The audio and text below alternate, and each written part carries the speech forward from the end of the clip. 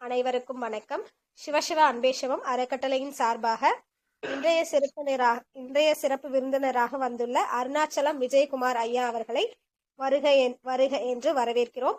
மிக்க மகிழ்ச்சி ஐயா, வாழ்க வளமுடன். நன்றிகள் கூட. ஸோ இந்த தளத்திற்கு நீங்க நிறைய விஷயங்கள் அவேர்னஸ் விழிப்புணர்வு கொடுத்துட்டே இருக்கீங்க. ஸோ மிக்க நன்றிகள் ஐயா. இன்றைய வகுப்பும் நாங்கள் ஆவலுடன் காத்து கொண்டிருக்கிறோம். நீங்க ஸ்டார்ட் பண்ணிக்கலாம். நன்றிகள் ஐயா, வாழ்க வளமுடன். வணக்கம், அனைவருக்கும் வணக்கம்.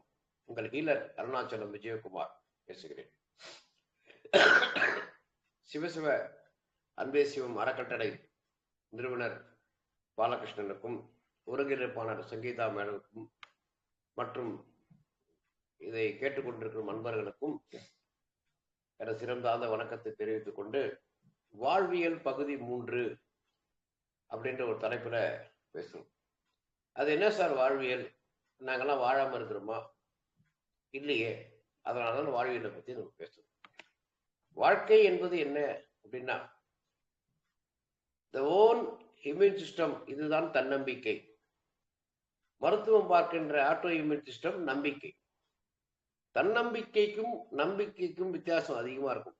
தன்னம்பிக்கை உன்னுடையது, எந்த நிலையிலும் அது மாறாது. நம்பிக்கை என்பது வேறு ஒருத்தருடையது. நம்பிக்கை கொடுப்பான், பத்திரமா பார்த்துக்கங்க, God is there, take care அப்படின்னு கொடுக்கறது நம்பிக்கை. அது எந்த நிமிஷத்திலும் அவநம்பிக்கையாக மாறும். ஆனால் உன்னுடைய தன்னம்பிக்கை என்பது நிச்சயமாக அவநம்பிக்கையாக மாறாது. கடைசி வரைக்கும் போராடும். அது உயிரை தக்க வைத்துக் கொள்ள உடலும் போராடும், உடலை செழுமையாக்க மனதும் போராடும். உன்னுடைய தன்னம்பிக்கை என்பது இதுதான் உன்னுடைய வாழ்க்கை, இதுதான் வாழ்வியல், இதுதான் வீட்டுக்காரி அப்படின்னு நம்ம சொல்றது. நம்பிக்கை என்பது வேலைக்காரி. எப்போ வேணா நின்றுடுவா, லீவ் போட்டு, எப்போ வேணா லீவ் போட்டுக்கோ, எப்போ வேணா நின்று போயிடுவான். ஆனா வீட்டுக்காரி லீவும் போட மாட்டா, எப்பயும் விட்டுட்டு போக மாட்டான். இதுதான் இன்றைய நம்முடைய சமுதாய கட்டமைப்பு என்று சொல்லப்படுகின்ற ஒரு குடும்ப வாழ்க்கை, வாழ்வியல். இந்த வாழ்வியல் நாம் ஏன் கெட்டோம்? நமக்கு எதற்கு மருத்துவம்? உலகத்தில் இருக்கிற படைக்கப்பட்ட இறைவனால் படைக்கப்பட்ட எந்த ஜீவராசிக்கும் ஆண்டவன் இதை மருத்துவரை கொடுக்கவில்லை. எல்லாருக்குமே ஒரு ஞானத்தை கொடுத்தான். உனக்கு உணவையும் படைத்து, உடலையும் படைத்து, உடலை உன்னை தயாரிக்க சொல்லி, அதற்கு உயிர் என்ற ஒரு விசா, இருவரும் இணைந்து நீங்க பாஸ்போர்ட் தயாரித்துக் கொள்ளுங்கள், உங்களுக்கு விசா நான் கொடுக்குறேன், போய் ஊரை சுற்றி பார்த்து கொண்டு இமிகிரேஷன்ல மாட்டாம பத்திரமாக திரும்ப வந்து சேர்ந்துரு, புறப்பட்ட இடத்துக்கு திரும்ப வந்துடு அப்படின்னு சொல்லுகின்ற ஒரு விஷயம்தான். ஆனா நாம தான் விதவிதமா பிரச்சனைகளை உருவாக்கி கொண்டு ஆண்டவனிடம் போய் எனக்கு இந்த பிரச்சனை வந்துச்சு, தீர்த்து கொடுனா அவர் தீர்க்க மாட்டார்.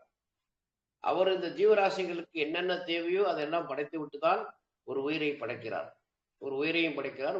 உடலில் நீங்கள் படைக்கிறீர்கள், உயிரை அவர் படைக்கிறார். இதுதான் உயிரணு என்று சொல்லப்படுகின்றது. இது இறைவன் கையில் தான் இருக்கிறது. உன்னால் விந்தணு மட்டும்தான் தயாரிக்க முடியும். உன்னால் சினை முட்டை தான் தூண்ட முடியும். ஆனால் கருமுட்டையாக மாறுவதும் சரி, அது உயிரணுவாக மாறுவதும் உன்னிடம் இல்லை. இதுதான் நான் அடிக்கடி சொல்றது, we are come through parents, we are not from parents. நாம் பெற்றவர்கள் கிடையாது. அப்படி பெற்றவர்களாக மாறணும் என்றால் நீ கருமையத்தில் கைய வைக்கணும். நீ உன்னுடைய சிசுவை செதுக்க வேண்டும். அதை செதுப்பது எப்படி? ஒரு சிற்பி தன் குழந்தை ஒரு சிலையை வடிக்கிறானோ, ஒரு பாறையிலிருந்து எத்தனை விதமான சிலைகளும் நீங்கள் எடுக்க முடியும். அதுதான் எண்ணம் போல். உன் மனதில் என்ன எண்ணம் இருக்கிறதோ அந்த உருவம் அங்கு படைக்கப்படும். அதே போல்தான் ஒரு தாயானவள் தவம் இருந்து தன்னுடைய சிசுவை இப்படிதான் இருக்கணும், இப்படிதான் அது வாழணும் அப்படின்ற ஒரு விஷயத்தை தான் இறைவன் உங்களுக்கு நான் மெட்டபாலிக் உறுப்புகளான இருதயத்தையும் மூளையும் சிசுவிற்கு படைத்தான். மற்ற உறுப்புகள் வடிவமைத்து கொண்டிருக்கும், செதுக்கப்பட்டு கொண்டிருக்கும். இந்த 2 உறுப்பும் உயிருக்கு துளித்து கொண்டிருக்கும். அதாவது உயிர் என்று சொல்லப்படுறது மூளைக்கு உயிர், மற்ற உறுப்புகளுக்கு உயிர் கிடையாது. அது மெட்டாபசிக்ஸ் இல்லாத ஒரு அமைப்பு, நீரில் மிதந்து கொண்டிருக்கின்ற ஒரு பிண்டம். இதான் அண்டத்தில் இருப்பது, பிண்டத்தில் இருப்பது அப்படி சொல்றது. நம்மள பிண்டம் கிடையாது, நாம செத்தாதான் பிண்டம். புரியுதுங்களா? இயல்பாக இருக்கின்ற தலைகீழ் தொங்கிக் கொண்டிருக்கின்ற அந்த சிசுதான் இயற்கை. இதான் பிண்டம்.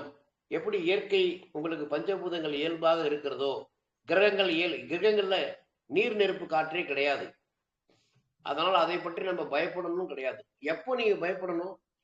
இந்த நீர் நெருப்பு காற்று இருக்கின்ற இல்லாத கிரகங்கள் உன்னை கடந்து செல்லும் போது நீ உன்னை சாந்த நிலையிலும் உன்னை நல்ல நிலையில் வைத்திருந்தால் உன்னை சிரித்து கொண்டே கடந்து செல்லும்.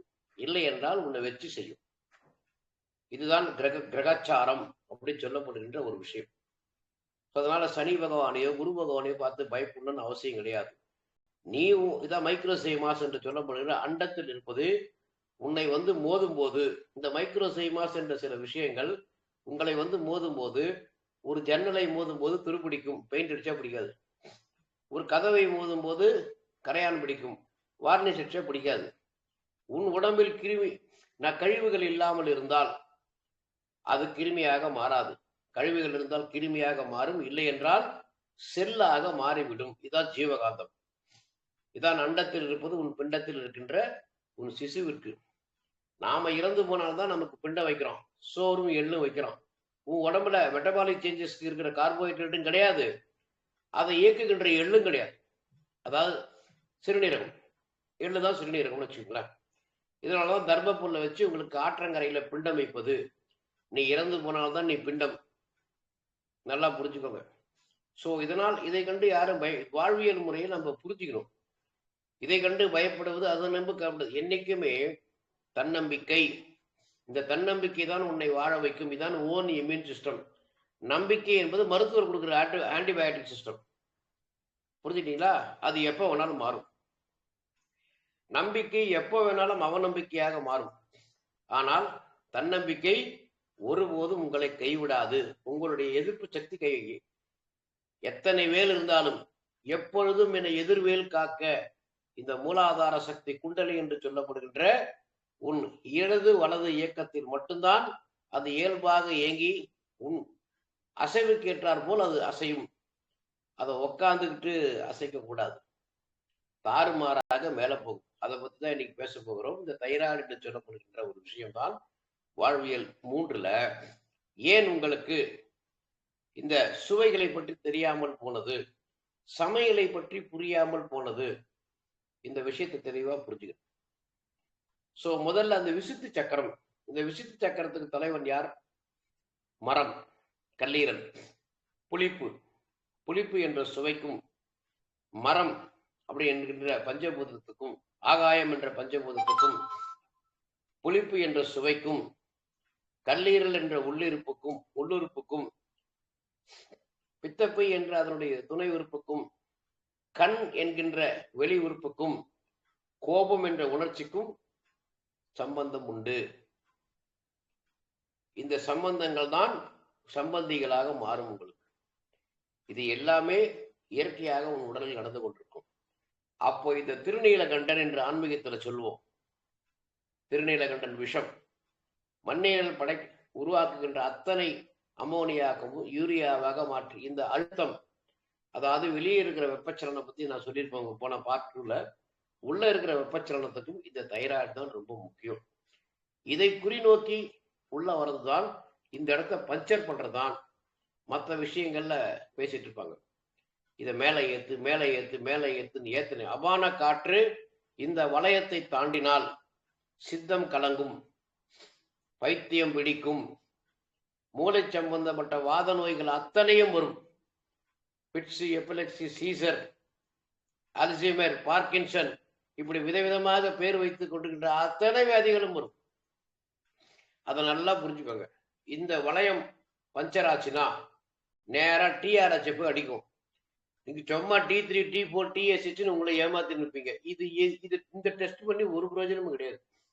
இதனால் நீங்க இன்னைக்கு பேச போறது இந்த ஹைப்போ ஹைப்பர், அதை பத்தி தான். Primary, secondary, step up and step down.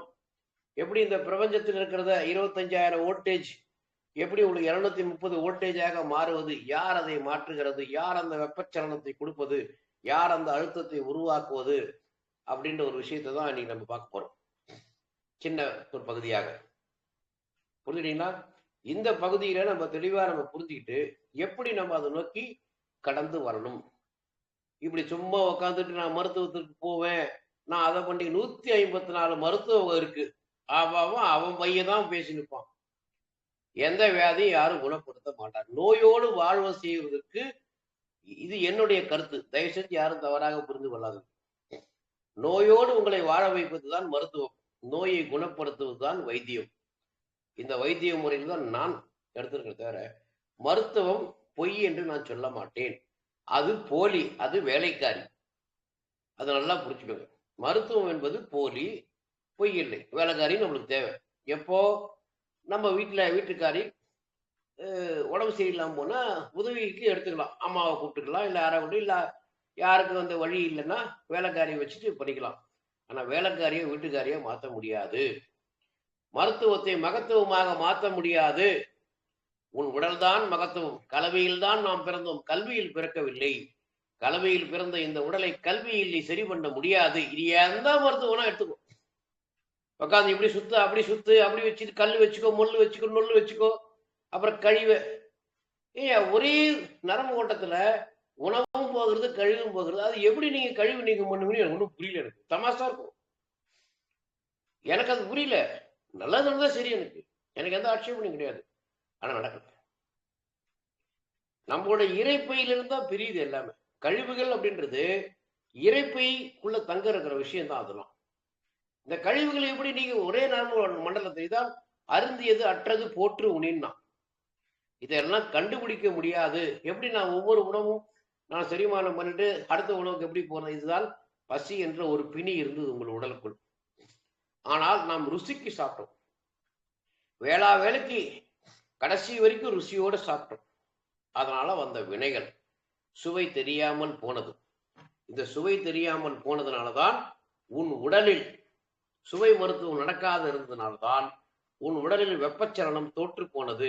இந்த வெப்பச்சலனம் தோற்று போனதுனால் உங்களுக்கு எல்லா நோய்களும் உள்ளே வந்தது. இதான் எந்த நீங்க மருந்தாக இருந்தாலும் சரி, உணவா இருந்தாலும் சரி, செரிமானம் இல்லை என்றால் நீ புழுங்கலரிசி சாப்பிட்டாலும் சரி, கருப்பு கவுனி சாப்பிட்டாலும் சரி, இல்ல கழிவு நீக்கின்ற பொருள்களை சாப்பிட்டாலும் சரி, வேலை செய்யாது. அது நல்லா பதிவு பண்ணிக்கோங்க.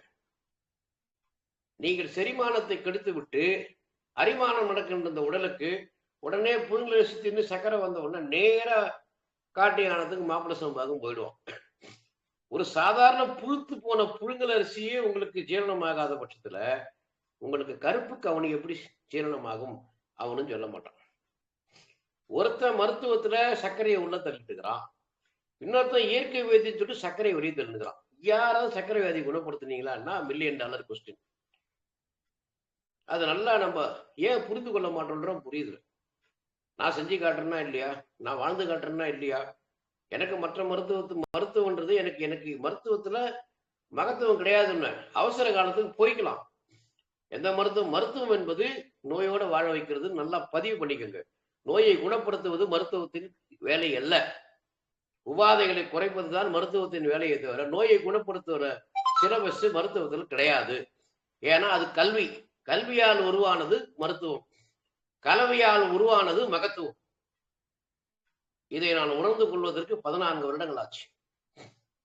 14 வருடங்கள் ஆச்சு. இதை தின்னு அதை தின்னு அங்கங்க போய் இங்கெங்க சுத்தி ஒரு பையன் வாங்கி தின்னு போட்டு உடல் வீங்கி அழுகிதான் மிச்சமாச்சு தவிர எனக்கு எந்த வியாதியும் குணமாகல. சித்தர்கள் சொன்ன வாக்கியங்கள் சொன்ன மாதிரி இந்த புளிப்பை பத்தி தான் இன்னைக்கு பேச போறேன். இந்த புளிப்பு சுவை எவ்வளவு ஆபத்தான விஷயங்கள் அப்படின்ற ஒரு தெளிவான விஷயத்தை நம்ம புரிஞ்சுக்கணும். ஏன் சித்த மருத்துவம் புளிப்பை எதிர்க்கிறது? காரணம் உண்டு. யாருக்கு புளிப்பு தேவை, யாருக்கு தேவை இல்லை? பிரம்மச்சாரியம், லௌகீகம், வானப்பிரஸ்தம், துறவரம், இந்த 4 நிலை தான் மனிதன். இதான் காம அர்த்த மோட்சம் அப்படின்னு சொல்லலாம். தர்மம், அர்த்தம், காமம், மோட்சம். தமிழ்ல அது அறம், பொருள், இன்பம். வீடு பேரை பத்தி அவங்க சொல்லல. அது இதெல்லாம் 3 இருந்துச்சுன்னா வந்துடும் வள்ளுவன் சொன்னார். வேதங்கள்ல ரிக்கி, எதிர், சாம, அதர்வனம் சொல்லுது. இது எல்லாம் என்ன நடக்கிறது அப்படின்னு இதை நம்ம யாருமே புரிஞ்சுக்கல. புரிந்துக்காமல் பயணித்துக் கொண்டிருக்கிறோம். ஸோ நம்ம உடம்புக்குள்ள நடக்கிற இந்த வெப்பச்சலனத்துல தைராய்டு அப்படி சொல்லப்படுகின்ற இதுதான் மிக மிக மிக முக்கியமான ஒரு விஷயம். இது நோய் என்பது இங்கிருந்து ஆரம்பிக்கும். வேற என்ன கணையம் கட்ட வியாதி, வயிறு கட்ட வியாதி, ஆட்டு கட்ட வியாதி, மூளை கட்ட வியாதின்னு மூளை இருக்கிறவங்க தான் பேசிட்டு இருப்பான். மூளைக்கும் இருதயத்துக்கும் எந்த வியாதியும் வராது. தெளிவாக பதிவு செய்து கொள்ளுங்கள். அது மெட்டாபிசிக்ஸ் நடக்கின்ற உறுப்பு அல்ல, மைட்டாசிஸ் மியாசிஸ் நடக்கின்ற உறுப்பு அல்ல. அதை போய் நோண்டி நோக்கானுக்கு கபாலத்தை திறக்கிறது, பெரிகாடியத்தை கிழிக்கிறது என்பது, அங்க கொண்டு போய் ஸ்டென்ட் வைக்கிறது, பண்டு வைக்கிறது, பைபாஸ் பண்றது என்பது உங்களுடைய விருப்பம். காசு இருந்தா பண்ணிக்கங்க. நான் 11 வருஷமா 3 பிளாக்ல வாழ்ந்துட்டு இருக்கிறேன். ரெக்கார்டு வேணுமா ஷேர் பண்றேன். நான் மாடிப்படி ஏறுறேன், லிப்ட் யூஸ் பண்றதுல 3வது மாடியில தான் இருக்கிறேன். ஏறுறேன், இறங்குறேன், ஓடுறேன், டெய்லி 12 கிலோமீட்டர் சைக்கிள் மெரிக்கிறேன். ஒரு கர்மமும் எனக்கு நடக்கல. அதை நான் ஹார்ட் அட்டாக் பத்தி நிறைய நான் பேசிட்டேன்.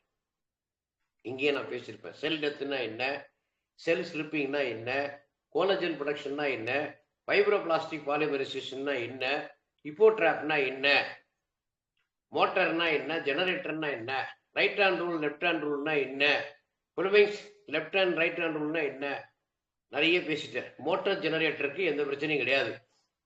அதை இயக்குகின்ற டேங்க் லீக் ஆச்சுன்னா மோட்டரோட ப்ராப்ளம் கிடையாது. டேங்க்ல விரிசல் பிடிச்சா மோட்டரோட ப்ராப்ளம் கிடையாது. தண்ணி தங்கல்னா மோட்டரோட ப்ராப்ளம் கிடையாது. மோட்டரோட வேலை தண்ணியை கொண்டு போய் டேங்க்ல சேர்க்க வேண்டியது, கிராவிடேஷன் ஃபோர்ஸ் அதை இறக்க வேண்டியது. இவ்வளவுதான் விஷயம். ஸோ அதனால அந்த பக்கத்தை விட்டுருங்க.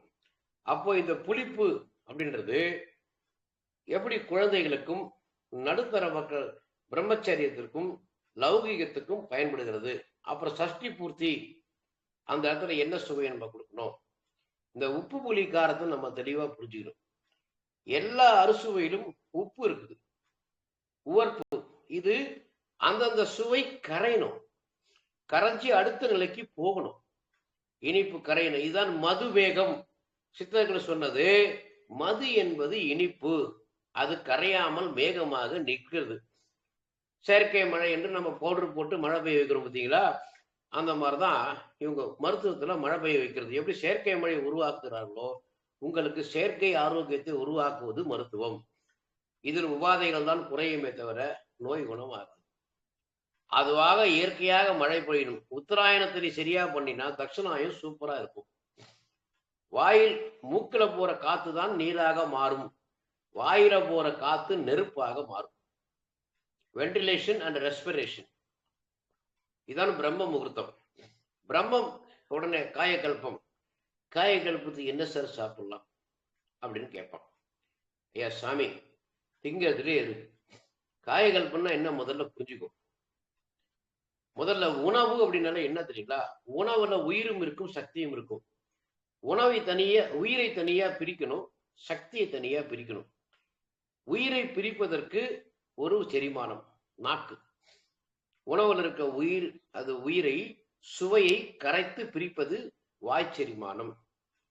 அங்கு விழுந்த பிறகு எல்லா உறுப்புகளும் சாப்பிடும். கண்ணு சாப்பிடும், மூக்கு சாப்பிடும், கை சாப்பிடும், உமிழ்நீர் சாப்பிடும், பல்லு சாப்பிடும், நாக்கு சாப்பிடும், தொண்டைக்குழி சாப்பிடும். அதுக்கப்புறம் பொத்துன்னு ஒரே பையில எல்லா சாதம் கலந்து விடும். மோர் சாதம், புளி சாதம், குழம்பு சாதம், சாம்பார், ரசம் கிசம் எல்லாம் ஒன்னா லிக்விடா விழணும். அப்ப இந்த லிக்விடா விழுந்ததுக்கு அப்புறம் தான் இதை பிரிக்கணும். அப்ப இது நல்லா கொதிக்கும். எல்லா வாயில உமிழ்நீர் பட்ட உணவு எல்லாமே அசிடிக்கா தான் இருக்கும். ஆல்கலைன் ஃபுட் என்று நீங்கள் ஏமாற தயாராக தான் எனக்கு எந்த ஆட்சேபனையும் இல்லை. தேங்காய், எலுமிச்சம்பழம், வாழைப்பழம் மட்டும்தான் உமிழ்நீரோடு சேரும் போது கார நீராக மாறும்.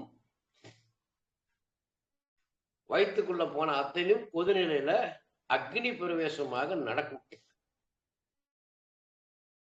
இந்த அக்னி பிரவேசம் என்பது இதான் சிறப்பா ஒரு நிகழ்ச்சி, நல்லா புரிஞ்சுக்கும்.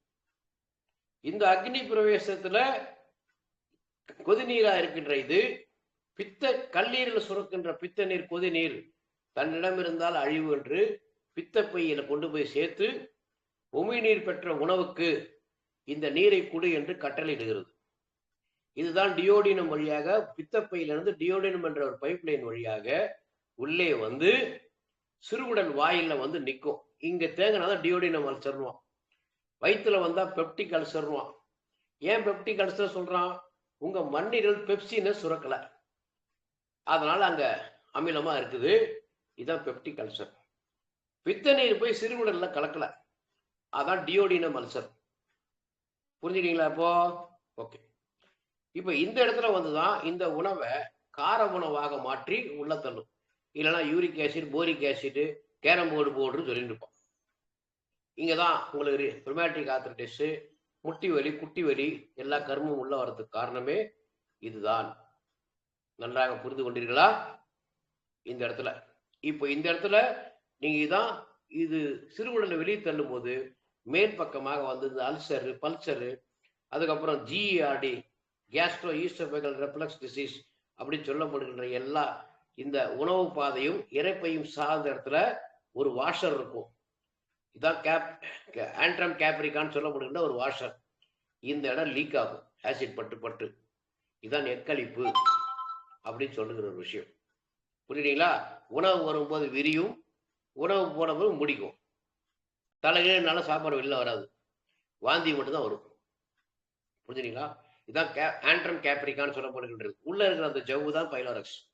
இதுதான் பிராணனும் அபானும் சேர்ந்து மோதும் போது இது சுருங்கி எரியும். இது ஹைட்ரோகுளோரிக் ஆசிட் அல்ல, அது சும்மா கதை விடணுமா? ஹைட்ரோகுளோரிக் அமிலம், அமிலம் அந்த அமிலம் வேறு, இந்த அமிலம் வேறு. அந்த நெருப்பு வேறு, உடல் நெருப்பு வேறு. புரியுறீங்களா? வெளியே இருக்கிற மின்காந்தம் வேறு, உடம்புல இருக்க ஜீவகாந்தம் வேறு. இது எல்லாம் உங்களை வாழ வைக்கும், அது எல்லாம் உங்களுக்கு போட்டு தரும். இதை முதல்ல பகுத்து பிரிச்சுக்கோங்க. வெளியே இருக்கிற நெருப்பு உங்க உடம்புல 100 டிகிரி காய்ச்சல்ல வர நெருப்பும் வெளியே இருக்கிற 100 டிகிரி ஒண்ணு கிடையாது. வெளியே இருக்கிற காந்தமும் உள்ள இருக்கிற காந்தமும் ஒண்ணு கிடையாது. இது வந்து சுத்தி போகின்ற மேக்னெட்டிக் மோட்டிவ் போர்ஸ் ஜீவகாந்தம், அது எலக்ட்ரோ மோட்டிவ் போர்ஸ் போட்டு தள்ளிடும். புரிஞ்சுட்டீங்களா? இதுதான் செரிமானத்தில் நடக்கின்ற ஒரு விஷயம். அப்ப இதுக்கு என்னென்ன வேணும் அப்படின்னு கேட்டீங்கன்னா, இந்த தைராய்டு, முக்கியமாக புளிப்பு சுவை. இந்த புளிப்பு உங்கள் உடலில் கரையவில்லை என்றால் காதலையும் காமத்தையும் தூக்கும். அட்டகாசமா வெடிக்க கல்லீரல் கோவப்படும். இதுதான் தாந்திரான்னு உனக்கு ஏமாத்தது. புரிஞ்சுட்டீங்களா? கல்லீரல் வந்து ரொம்ப ஆக்ரோஷமாக இருக்கும். இந்த புளிப்பு சுவை கரையவில்லை என்றால் அதுக்கு தான் குழந்தைகளுக்கு ஏன் 10 மாசம் என்று சொன்னா 2 மண்டலம் வெளியே வந்துதான் வேர்க்கும். முதல் மண்டலம் செரிமான மண்டலம். 8 வயசு இருக்கிற குழந்தைக்கு நீங்க புளிப்பே கொடுக்கக்கூடாது, மிளகா காரமும் கொடுக்கக்கூடாது, கபமாக மாறும். நல்லா புரிஞ்சு. ஏன் பிறகுற குழந்தை பிளட் கேன்சரோட பிறக்குது, சக்கரை வியாதியோட பிறக்குது? என்ன கருமன்னா, இது வயிற்றுல இருக்கும்போது இந்த அம்மா விட்டு ஆட்டிருக்கும். அஜினமோட்டோ உணவு, கொட்டைப்புளி உணவு, இந்த கரையாத புளிப்பு தின்னு தின்னு தின்னு தின்னு இதுதான்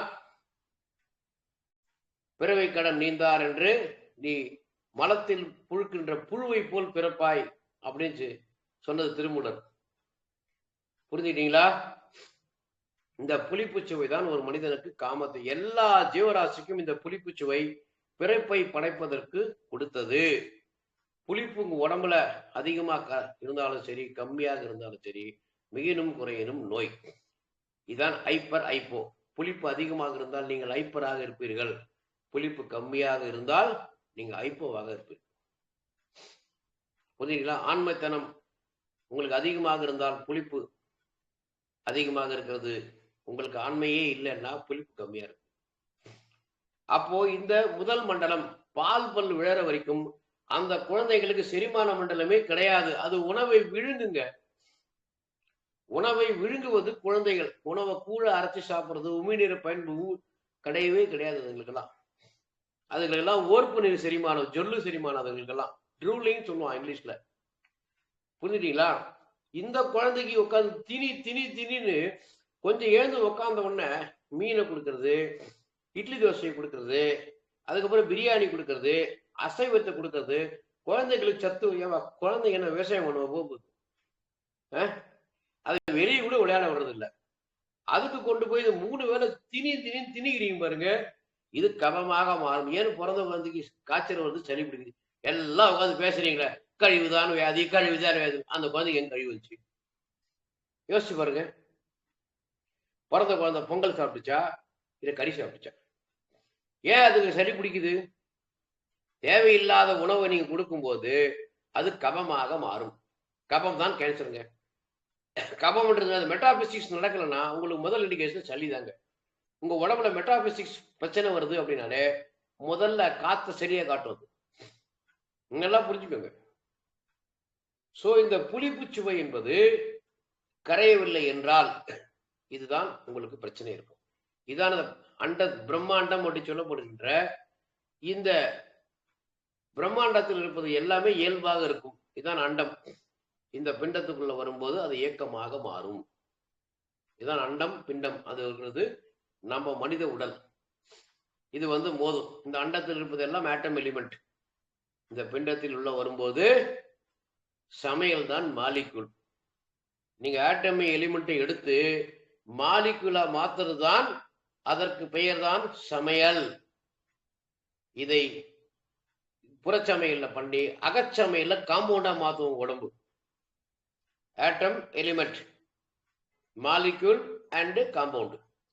இந்த மாலிகுல் தான் சமையல். குழம்பு போய் சாம்பார் வந்துச்சு, முதல் அடி விழுந்துச்சு. குழம்பிய சத்துக்களை நீக்குவதுதான் சமையல். குழம்பிய சத்துக்களை நீக்கி ஒரிஜினல் சத்தை உள்ளே தக்க வைப்பதுதான். இதான் நான் கோயில போட்டிருந்தேன். கார்போஹைட்ரேட் ஊறி எப்படி புகுந்த வீடு பிறந்த வீடு, புகுந்த வீட்டில் இருக்கிற பெண்ணை எடுத்து பிறந்த வீட்டுல அனுப்புற மாதிரி இங்க நாட்டை எடுத்து நடவு நடுறது. அதே போலதான் பச்சரிசியை நீங்க 2 மணி நேரம் 3 மணி நேரம் நீங்க நீர்ல ஊற வச்சு அந்த நீரை களைஞ்சி அந்த நீர்ல தான் இதை வேக வைக்கணும். திறந்து வைக்கணும், குக்கர்லாம் வைக்கூடாது. இதான சமையல். கார்போஹைட்ரேட்டை எப்படி நீங்க பச்சரிசி தான் எடுக்கணும். புழுங்கல் அரிசி குப்பையில போடுங்க. என்னை பொறுத்த வரைக்கும் நான் புழுங்கல் அரிசி போகவே மாட்டேன். அது புளித்து போன அரிசி. அது நல்லா புரிஞ்சு. இது வந்ததுக்கு அப்புறம் தான் உங்களுக்கு சர்க்கரை வியாதி மற்ற வியாதிகள்லாம் உள்ள வந்துச்சு. அது நல்லா தெளிவா பதிவு பண்ணிக்குது. பச்சரிசி அந்த காலத்துல அரிசி களையிறதுன்னுவாங்க, கீரையை களையிறதுன்னுவாங்க, பருப்பை கடைஞ்செடுப்பதுன்னுவாங்க. உருளைக்கிழங்கு கூட மசீல் பண்ணி தான் சாப்பிட்டோம். எவனும் உருண்டை உருண்டையா சாப்பிடல வேக வச்சு. மசாலா தோசையில போட்டு வச்சு புளிப்புல சேர்க்குறீங்க பாருங்க, புரோட்டீனை கொண்டு போய். இதான் விஷயம். இப்ப புரிஞ்சுட்டீங்களா? இந்த டியோடினம் வேலை, இந்த காரம். அப்போ வயிற்று செரிமானத்துக்கு 2 விஷயம்.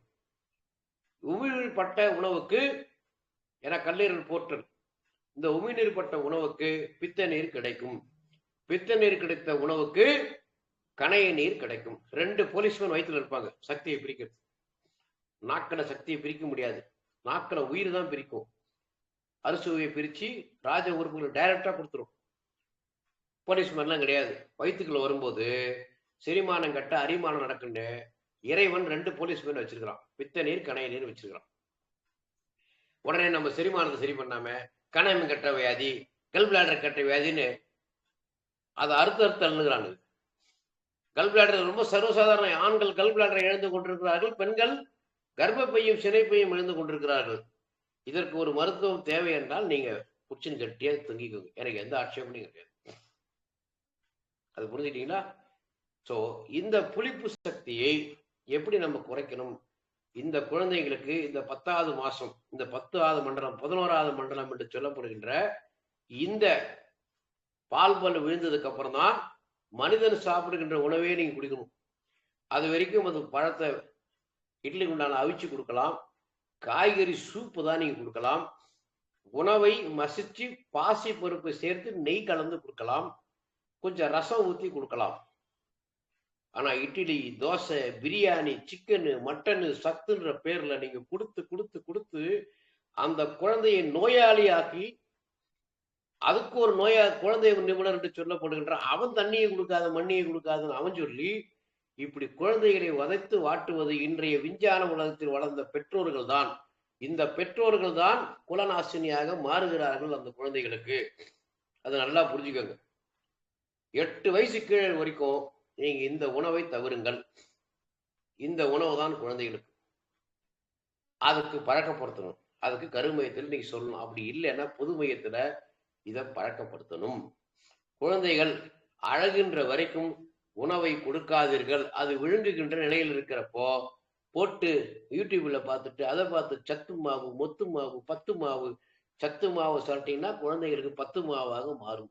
அதை நல்லா புரிஞ்சுக்க. செரிமான மண்டலமே இல்லாத ஒரு குழந்தைகளுக்கு 8 வயசு கீழே இருக்க வரைக்கும் தயவு செய்து இப்படி ஃபாலோ பண்ணிக்கங்க. இல்லைன்னா அது நோயாளியாக மாறும். இதான் பிளட் கேன்சர் பிறகுற குழந்தைக்கு ஹார்ட்ல ஹோலு, பிளட் கேன்சர் அது இதுன்னு ஏன் சொல்றான்னா, இங்க தவத்துல போட்ட விட்டது வெளியே வந்து சரி பண்ணணும். புரிஞ்சுட்டீங்களா? இந்த புளிப்பு இதான். இப்போ உங்க குழந்தை சொல்றீங்க இல்லைங்களா, ஏன் என் பேச்சை கேட்க மாட்டேங்குது, என் பேச்சை கேட்க மாட்டேங்குது, அது காதலிச்சுட்டு ஓடுது, அது இங்க ஓடுது அங்க ஓடுதுன்னு ஏன் சொல்றீங்கன்னா, புளிப்பு. இந்த புளிப்பு சுவையை எப்போ எடுக்கணும்னா, திருமணம் முடிஞ்சதுலேருந்து ஒரு 10-15 வருஷத்துக்கு இதை நீங்க சாப்பிட்டுக்கலாம்.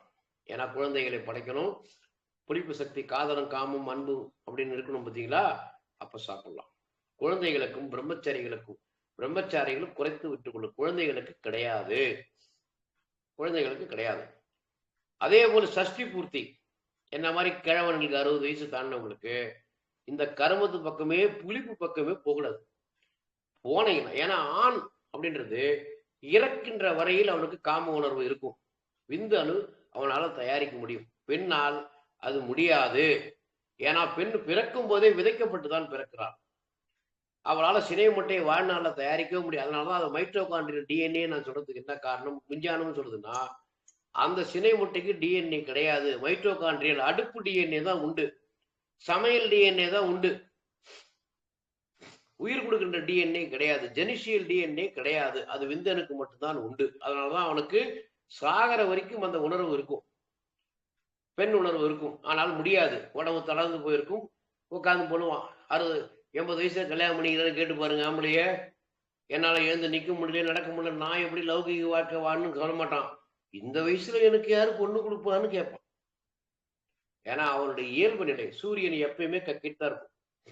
சந்திரன் தான் மறைஞ்சு அமாவாசை பௌர்ணமி அமாவாசை பௌர்ணமி என்று மாறி மாறி சுத்தி கொண்டிருக்குமே தவிர, சூரியன் போல் சந்திரனுக்கு கிடையாது. இதுதான் பூமாதேவி இருநிலை என்று சொல்லப்படுகின்ற பெண் நிலை. புகுந்த வீடு பிறந்த வீடு எல்லாம் clockwise anti clock wise.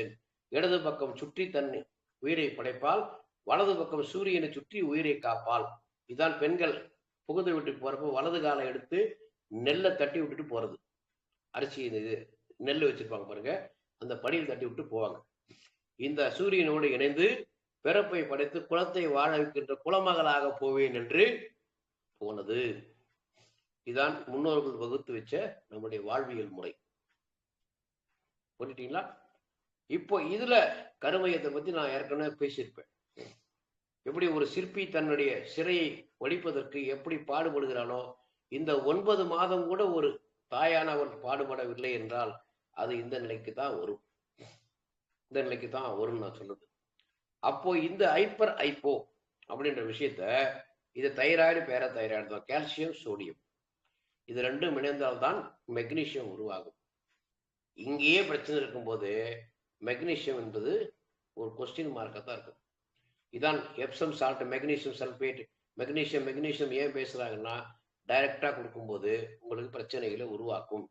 உங்கள் உடல் தான் மருந்து தயாரிக்கணும். மருத்துவர் மருந்து என்பது டெம்பரரி பேசிஸ் தான். உங்க உடல் தான் மருந்து தயாரிச்சு அதை அந்த பார்மசியில கொண்டு போய் சேர்க்கும். செரிமானத்தின் மூலமாக தான். கழிவுதான் உனக்கு விருந்தாக மாறும், விருந்துதான் உனக்கு உணவாக மாறும், உணவுதான் மருந்தாக மாறும். நீ சாப்பிட்றதெல்லாம் மருந்தாக மாறணும் எவன் சொன்னது?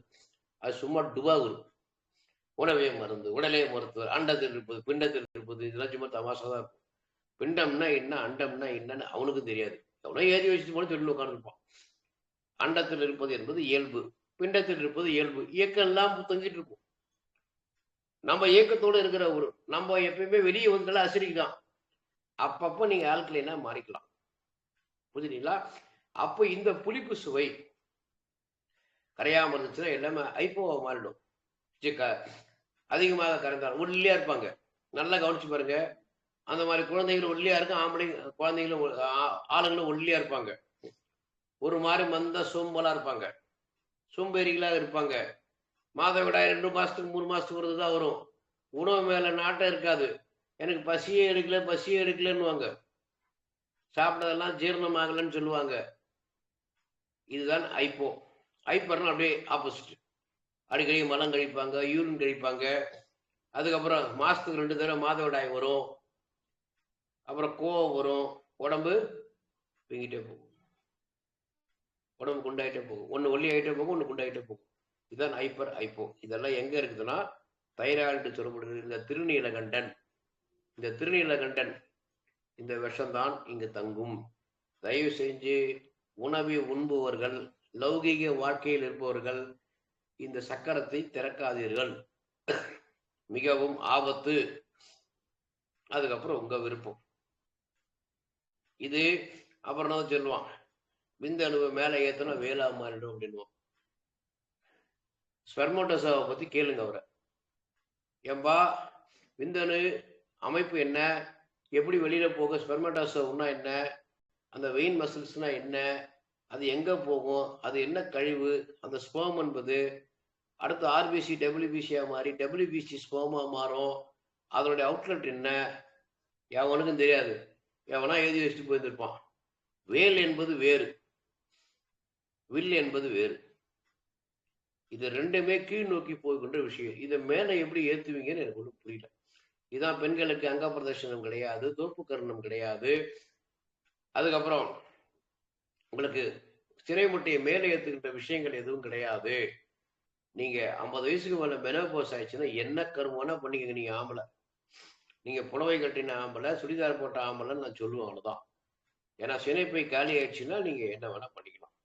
சினைப்பை காலி ஆகிறதுக்கு முன்னால நீங்க இப்படி ஏத்துனீங்கன்னு வச்சுக்கீங்களேன், இங்கதான் இதான் கருத்தடை ஆபரேஷன் பண்ணாலும் உங்க கோலேட்டர்ல இருக்கிற யூட்ரின் கேவிட்டியை பயன்படுத்தும் மென்சஸ் ஆபத்து. இதான் பாலிப்ஸ், ஃபைப்ராய்டு, சிஸ்டிவ் டியூமரா உருவாகிறதுக்கு என்ன காரணம்னா இதுதான் விஷயங்கள்.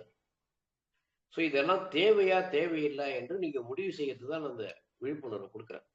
அப்போ இந்த வாழ்வியல் முறையில, இந்த சமையல் முறையில தான் நீங்க இதை செய்யணும். இந்த புளிப்பை கரைக்கின்ற விஷயங்களை நீங்க செய்யணும். இதுதான் குழம்பு. புளிப்பை கரைப்பது குழம்பு, புளிப்பை சாணி மாதிரி கொடுப்பது தான் சாம்பார். அதுல எதுவுமே கிடையாது. அதுல பொடிகள் இருக்கும், சுவைகள் இருக்கும், எல்லாமே இருக்கும், ருசி தான் இருக்கும். சுவை மருத்துவமே கிடையாதுங்க சாம்பார்ல. பருப்பை போட்டு வேக வச்சு உள்ள போறது, புளியை கரைச்சி வச்சு மேல ஊற்ற வேண்டியது, 4 பொடி வேண்டியது, 4 காயை போட்டு வேக வச்சு கரைச்சி கொடுக்க வேண்டியது, இவ்வளவுதான் விஷயம். இது பேரு சாம்பார். குழம்பு என்றால் நல்லா புடிச்சுக்கோங்க. புளியை நல்லா, அது குடம்புளியோ கொட்டைப்புளியோ, முதல் ப்ரிஃபரன்ஸ் லெமனு கொடுங்க, தக்காளி கொடுங்க. அப்படிலாம் வச்சுட்டு புளின்னு வரும்போது 2 மணி நேரம் நல்லா கொதி நீர்ல நல்லா உரைச்சி கரைச்சிட்டு சக்கையை தூக்கி போட்டுட்டு அந்த தண்ணியில கொண்டு வந்து முதல்ல கொதிக்க வச்ச காய், சூப் எடுத்த காய் இருக்கு பார்த்தீங்களா, நீங்க காய்கறியோ குழம்புல போற காய்கறியோ நீர்ல கொதிக்க வைக்கிற பச்சையா திங்கக்கூடாது. நல்லா புரிஞ்சுக்கோங்க. அதுக்கப்புறம் உங்க விருப்பம். அங்க போய் உட்காந்து கேட்டுக்கோங்க, என்ன பண்ணிக்கோங்க, நினைச்சு ஒண்ணு பண்ணுங்க. திரும்ப சொல்லுகிறேன், மண்ணில் விழுந்தது எல்லாம் வெப்பம் படணும், வெளி வெப்பம் படணும். விண்ணில் விழுந்ததெல்லாம் வெப்பம் தேவையில்லை. பழம் வேர்க்காது, வெம்பும். காய்கறி வேர்க்கும், சுருங்கும், தனி தெளிக்கணும். இந்த கான்செப்டை புரிஞ்சுக்கோங்க. புரிஞ்சுட்டீங்களா? யாரும் பழத்து மேல தண்ணி தெளிக்க மாட்டான், காய்கறி தொடச்சி வைக்க மாட்டான். காய்கறி தொடச்சா காஞ்சி விடும், பழம் அழுகிடும். வெம்புவதற்கும் திருவெம்பாவைக்கும் திருப்பாவைக்கும் புரிஞ்சுக்கோங்க விசேஷம். மார்கழி மாசம் பாடுறான் பார்த்தீங்களா, திருப்பாவை திருவெம்பாவை, அதான் உடம்பும். அப்போ இந்த கொதிக்க வச்ச புளி தண்ணியை கொதிக்க வச்சுட்டு இந்த வேக வச்ச நீர்ல எடுத்த சூப்பு எடுத்த காயை எடுத்து அதில் போட்டு கொதிக்க வச்சு, அதுக்கப்புறம் மசாலாக்களை நீர் விட்டு வைக்கிற மிளகாய் பொடி, மிளகாயை பயன்படுத்துறது இருந்தால் நீங்க அதை வறுத்து அம்மியில அரைச்சோ இல்ல மிக்சியில் அரைச்சோ நீர்ல அரைச்சு தான் மசாலாவில் சேர்க்கணும். மஞ்சள் பொடி மட்டும்தான் நீங்க பொடியா போடணும். ஏன்னா மஞ்சள் அப்படியே போட்டு கரைக்க முடியாது, அது மட்டும் நீங்க பொடியா வச்சுக்கலாம். மீது எந்த ரூபத்திலும் பொடிகள் உள்ள வரக்கூடாது. அது வாயில போற காத்து மாதிரி, புரியுங்களா? நீர்ல போற காத்துன்றது மசாலா என்பது மூக்குல போற காத்து மாதிரி. தெளிவா புரிஞ்சுக்கோங்க.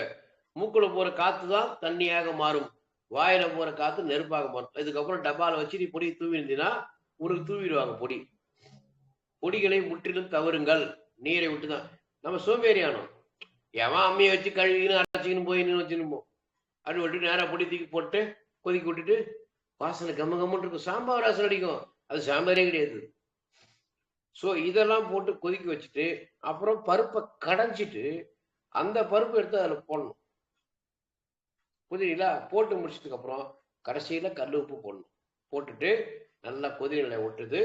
அதுக்கப்புறம் இறக்கி வச்சுட்டு அதை கடைசியா போடும்போது கொத்தமல்லியை கருவேப்பிலையை போட்டுட்டு கீழே இறக்கி வச்சுட்டு அதுக்கப்புறம் ஃபர்ஸ்ட் ப்ரிஃபரன்ஸ் இருப்பு கரண்டியில நெய் விட்டுக்கலாம், இல்லை நல்லெண்ணெய் விட்டுட்டா மிளகு சீரகத்தை முதல் ப்ரிஃபரன்ஸ்.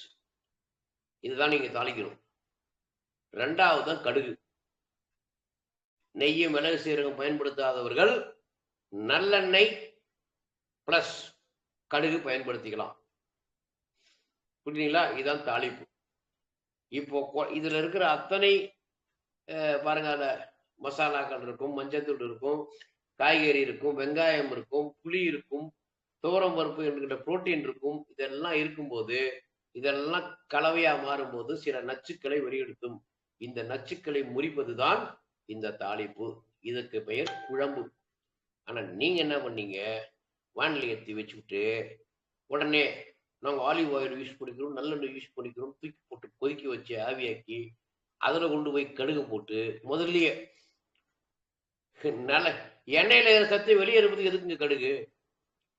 யோசிச்சு பாருங்க. கடுகை போட்டு வெடிக்க வச்சு அதுக்கப்புறம் வெங்காயத்தை போட்டு ஸ்வைன்னு ஆட்டிவிட்டு அதுக்கப்புறம் தக்காளியை போட்டு பிதிக்கிட்டு அதுக்கப்புறம் மசாலாவை போட்டு தூவிட்டு நல்லா கடிச்சு விட்டு காயை போட்டு வதக்கிட்டு பச்சை காயை தூக்கி போட்டு வதக்கிவிட்டு அப்புறம் அந்த புளி தண்ணியை ஊற்றி அதுக்கப்புறம் தண்ணி பருப்பு போட்டு இந்த சாம்பார் ஆப்பு வைக்கும். இதான் உங்க அனாட்டமி திருக்குறது. அப்புறம் இவனே வரும் அரைவசலா அனாட்டமின்னு. இப்ப நான் சொன்ன பாருங்க, மீன் குழம்பு, வத்த குழம்பு, புளிக்குழம்பு, காரக்குழம்பு, குழம்பாக இருந்ததெல்லாம் சாம்பாராக மாறியது. இதுதான் பச்சரிசி புழுங்கல் அரிசியாக மாறியது, சாம்பார் குழம்பாக மாறியது. நீயும் வேதையில் உழன்று மலத்தில் நெளிகின்ற புழு போல் பைய தூக்கின்னு இவங்கிட்ட போலாமா, அவங்கிட்ட போலாமா, அவங்கிட்ட போலாமா, சுத்திக்கலாமா, பூவை புரிஞ்சிக்கலாமா, வேற உறிஞ்சிக்கலாமா, தண்டை தின்னுக்கலாமா, தின்னு ஒன்னு வேலைக்கு ஆகாது. முதல்ல சுவைக்கும் ருசிக்கும் புரிஞ்சுக்கிட்டு சமையலறை மந்திரம் என்பது இதுதாங்க. மனைவி சொல்லே மந்திரம் சொல்றது இதுதாங்க. அங்க போகாது, எங்க போகாது, உங்க அம்மாவை தத்தி விடு, உங்க அப்பாவை தத்தி விடு, உங்க தம்பி தேவையில்லை, அது தேவையில்லை. அதுக்கு பேர் மந்திரம் கிடையாது. பொம்பளை பேச்சு சந்திரன் பேச்சை காட்ட சூரியன் உருப்பிட்டுச்சா? வரலாறு இருக்குதா சொல்லுங்க பார்க்கலாம். நான் வெளியே ஆம்பளை பொம்பளை பத்தி என்னைக்கும் பேச மாட்டேன். உள்ளகிற ஆம்பளை பொம்பளை பத்தி தான் பேசுவேன். 5 பொம்பளை 5 ஆம்பளை இருக்குது. 5 ஆம்பளை பகல்ல தான் வேலை செய்வான், ராத்திரி தூங்கி இருப்பான். இந்த பொம்பளை 24 மணி வேலை செய்யும். கல்லீரல், மண்ணீரல், நுரையீரல், சிறுநீரகம், இருதயம், இந்த 5 பொம்பளை 24 மணி வேலை செய்யிருக்கும். நடுநில வந்து கலந்துக்கிறது நம்மால் இறைப்பை, பித்தப்பை, மூத்திரப்பை, மலப்பை, மூத்திரப்பை, சிறுகுடல், இந்த 5 ஆம்பளை பகல தான் இருப்பான். ராத்திரி 6 மணிக்கு மேல உட்காந்து உப்பு புளிக்காது தின்னீங்கன்னா வேலை செய்யணும். புரிஞ்சுட்டீங்களா? வேலை செய்யாதவன் எதுக்கு 8 மணிக்கு உட்காந்துன்னு மீந்த குழம்பு, மீந்த மீன் குழம்பு, மீந்த கறி குழம்பு, மீந்த உப்பு புளிக்காது தின்னீங்கன்னா வெச்சு செய்யும், ஆப்பு வைக்கும். காலையில அறுசுவை, மதியானம் ஒரு சுவை, சாயங்காலம் ஒரு சுவை. இடைப்பட்ட வெப்பம் கடத்துற நேரத்துல உணவு பக்கமே போகக்கூடாது. நீங்க அது முக்கியமா விவசாய உணவு கிட்ட போகவே கூடாது. இறைவன் சமைச்ச உணவுக்கு போய்க்கலாம். ஆரஞ்சு பழம், லெமன் ஜூஸ், மத்தியானம் நீர் மோர். மோர் ரொம்ப ப்ரோபயோட்டிக் லிக்விட். இதுதான் புளிப்பை உடைக்கும். நீங்க அத்தனை செரிமானத்தை சரி பண்றதாங்க மோர் சாதம். கண்டிப்பா மோர் சாதத்தை தவிர்த்தீங்கன்னா மாட்டினீங்க. அந்த காலத்துல சாயங்காலத்துல ஒண்ணு பழம்பால் சாப்பிடுவான், இல்ல மோர் சாதம் தான் சாப்பிடும். நிறைய பேர் பாருங்க, பழைய ஆளுங்க ராத்திரி எனக்கு மோர் சாதம் சாப்பிடணும் தலையை வச்சிருவாங்க. அவங்க செல்லு பழகிடுச்சு. நீங்க என்ன பண்ணீங்க, ஜல்னா, கிரேவி, பட்டர் பன்னீரு, பெப்பர் சிக்கனு, பிரியாணி, ராத்திரி மிட் நைட் பிரியாணி, சூரியன் இறங்கினா சாப்பிட்டீங்கன்னு வச்சுங்களேன், வச்சு செய்யும் பொம்பளை உள்ள. நான் வச்சுக்கோங்க, பொம்பளை கிட்ட ரொம்ப ஜாக்கிரதையா இருக்கணும். ஆம்பளை அப்பப்போ வரணும். ஆம்பளை இல்லாதப்போ பொம்பளை எப்படி இருக்கும்? திரும்பவும் சொல்றேன், நான் வெளியிற ஆம்பளை பொம்பளை பத்தி நான் பேசல, உள்ளகிற ஆம்பளை பொம்பளை பத்தி பேசுகிறேன். யோசிச்சு பாருங்க. நீங்க என்ன பண்ணாலும் வெப்பச்சலனமே இருக்காது. தின்னும். காலையில சாப்பிட்ட உணவுக்கு பித்தநீர் எப்ப திரும்ப கிடைக்கும்? ராத்திரி 12 மணி தான் கிடைக்கும். அதுக்கப்புறம் எல்லா மண்டலத்துக்கும் நீங்க எப்ப தெரியுமா போகும்? 1ல இருந்து 3 கல்லீரல் அமுச்சு விடும். இதான் பயோ கிளாக்.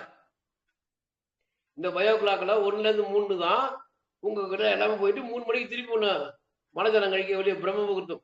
பிரம்ம முகூர்த்தத்தை நல்லா புரிஞ்சு நீ காயகல்பமாகனா 3 நிகழ்ச்சிகளை பார்த்துக்கோங்க.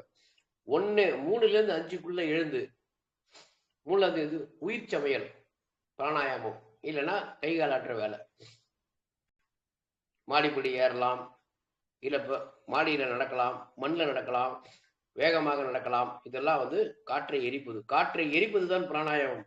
காற்றை இழுப்பது பிராணாயாமம் கிடையாது. புரிஞ்சுக்கணும். இது பிராணாயாமம், இது உயிர் சமையல். அடுத்தது உணவு சமையல். மகனை 6 மணிக்கு மேல சமைச்சு 9 மணிக்கு மேல சாப்பிட்டுருணும். பகல சமைக்க கூடாது, பகல தூங்கக்கூடாது, பகல சாப்பிடக்கூடாது. நல்லா புரிஞ்சுக்கோங்க. ஏன்னா இது சமைக்கணும்னா சூரியன் உள்ள சமைக்கணும். நீ உட்காந்து 1 மணி நேரத்துக்கு ஒரு டீ காப்பி, அப்புறம் பஜ்ஜி சுஜி, மத்தியானம் சட்டி சோறு, பக்கெட்டு சாம்பார், நல்லா இவ்வளவு காய், அப்புறம் அப்பளம் ஊறுகான்னு தின்னுனா முதல்ல உன்னை மன்னிச்சுட்டே இருக்கும். சின்ன வயசுல 40 வயசுக்கு மேல ஆரம்பிக்கும் வேலை. பிபி, சுகரு, அப்புறம் தைராய்டு, கேன்சர் வந்துருக்கும். புரிஞ்சுட்டீங்களா? பகல் நேரத்துல வெப்பத்தை தள்ளணும். ஏன்னா உணவு கழிவுகள் மலதள வழியா போயிடும். வெப்ப கழிவுகள் 6 மணிக்கு முன்னால குளிக்கிறதுல போயிடும். உறுப்பு கழிவுகள் சூரியன் இருந்தாதான் போகும், வேர்வையா வெளில போகும். இப்ப பேனு கீழே உட்காந்துருது, குளிக்கிறது, ஏசி ரூம்ல உட்காந்துருது, சூப்பரு வச்சு செய்யும். புரிஞ்சுட்டீங்களா? இதான் வளரா சொன்னது. வெப்பத்தை கடத்துகின்ற நேரத்தில் வெப்பத்தை தக்க வைக்காதீர்கள். அப்புறம் கழிவு நீக்கும் மண்டலம், கழிவுகளை வைத்துக்கிறேன், அப்புறம் இதை வச்சுக்கிறேன், தேங்காய் தின்னு, மாங்காய் தின்னு தின்னுனேரு. தின்னதுனாலதான் வந்தது பிரச்சனை. செரிமானம் கண்டதுக்கு அப்புறம் நீ எதை தின்னா என்ன? மண்ணத்தினாலும் ஒன்றும் வேலைக்கு ஆகாது, தேங்காய் தினாலும் ஒன்றும் வேலைக்கு ஆகாது. அங்கதான் பெப்சின் இல்லையே, கெர்லின் இல்லையே, எபோட்டின் இல்லையே. அப்புறம் எதை வச்சு தின்னு போற? ஓ, இவன் சொன்னானே 10 கிலோ கருப்பு கனி வாங்கி தின்னு போறியா, இல்ல சுண்டக்காய் வண்டக்காய் தின்னு போறியா? Trigger your spleen. செரிமானம், டைஜஷன், பித்த நீர், கணைய நீர், இதெல்லாம் இல்லாம நீ எந்த கருமத்தை தின்னாலும் செரிமானம் ஆகாது. அது கழிவும் நீக்காது. அது மேலும் கழிவு தான் உருவாக்கி, கழிவு தான் உள்ள தங்க. டயட்ன்றது உனக்கு கிடையாதுங்க. டயட்னு உனக்கு இருந்துச்சுன்னா எதான் சொல்றேன், நம்பிக்கை, தன்னம்பிக்கை. தன்னம்பிக்கை தான் உங்களுடைய இம்யூன் சிஸ்டம். நம்பிக்கை என்பது அடுத்தவன் கொடுக்கிறது மருந்து மாத்திரைகள். அது எப்ப வேணா அவநம்பிக்கையா மாறும். மெடிசன்லாம் வேலை செய்யலைங்க. Patient not cooperating, body is not cooperating, what to do, God is great, தூக்கிட்டு போயிடுவோம். அதே மருந்து காப்பாத்துச்சுன்னுவான், இதே மருந்து ஏத்துக்கிற கொண்டு பிடிச்சுன்னுவான். இதான் சொல்றேன், மருந்துகள் மகத்துவம் கிடையாது, கிடையாது, கிடையாது. உன் உடல் தான் மகத்துவம். இந்த உயிரை தக்க வைப்பதற்கு உன் உடல் தான் போராடுறது, மனசு போராடுறதே கிடையாது. அது வேடிக்கை பார்த்துட்டு ஓடிவிடும். நல்லா இருந்தா தான் வரும், நல்லா இருந்தா கூட இருக்கும், கெட்டு போய் ஓடிவிடும். அதனாலதான் நான் மனசை பத்தி நான் அதை சாக்கடைன்னு நான் அதை உட்காந்து அன்புச்சிருது, பண்புச்சிருது, வெங்காயச்சிருது, வெள்ளை பிடிச்சிருதுன்னு. எனக்கு வேணே வேணாம் சாமி, நீ செலுத்தி உட்காந்து நல்லா இருந்தா சரி, உருப்பிடினா சரி. நான் உறுப்பு இல்லை, எனக்கு வேணான்ட்டு, அவ்வளவுதான். புரிஞ்சுட்டீங்களா? என்னை பொறுத்த வரைக்கும் நான் திருமூலர் தாங்க. திருமூலர் சொன்னதை மட்டும்தான் எனக்கு கேட்கும். அவரை பிடிச்சதுனாலதான் இன்னைக்கு உங்க கூட உட்காந்து பேசிட்டு இருக்கிறேன். இந்த பாருங்க, சேட் ஆரம்பிக்கிறதுக்கு முன்னால அறுத்து விட்டு இருந்தாரு. எப்படி இருக்கு பார்த்தீங்களா? உடலின் மகத்துவம் தான் இது. அறுக்கிறது மட்டும்தான் அவன் வேலை. ஆன்டிபயோட்டிக், பெயின் கில்லர்லாம் என் வேலை கிடையாது. இதுக்கு பேர் போட்டு நான் வாங்கவே இல்லை பார்மசில இருந்து. விரல் மட்டும் அறுத்து விடு, சீழ் மட்டும் எடுத்து விடு, அவ்வளோதான். ஏன்னா அந்த கத்திக்கிச்சுன்னு அவங்கள்ட்ட தான் இருக்குது. மருத்துவத்தை நான் போலியாக பயன்படுத்தி கொண்டேன், பொய் என்று நான் சொல்ல மாட்டேன். அது டெம்பரரி பேசிஸ் தான். எந்த மருத்துவம் என்பதே அலோபதி மட்டும் கிடையாது. எல்லா மருத்துவமும் டெம்பரரி தான் வச்சுக்கணும்.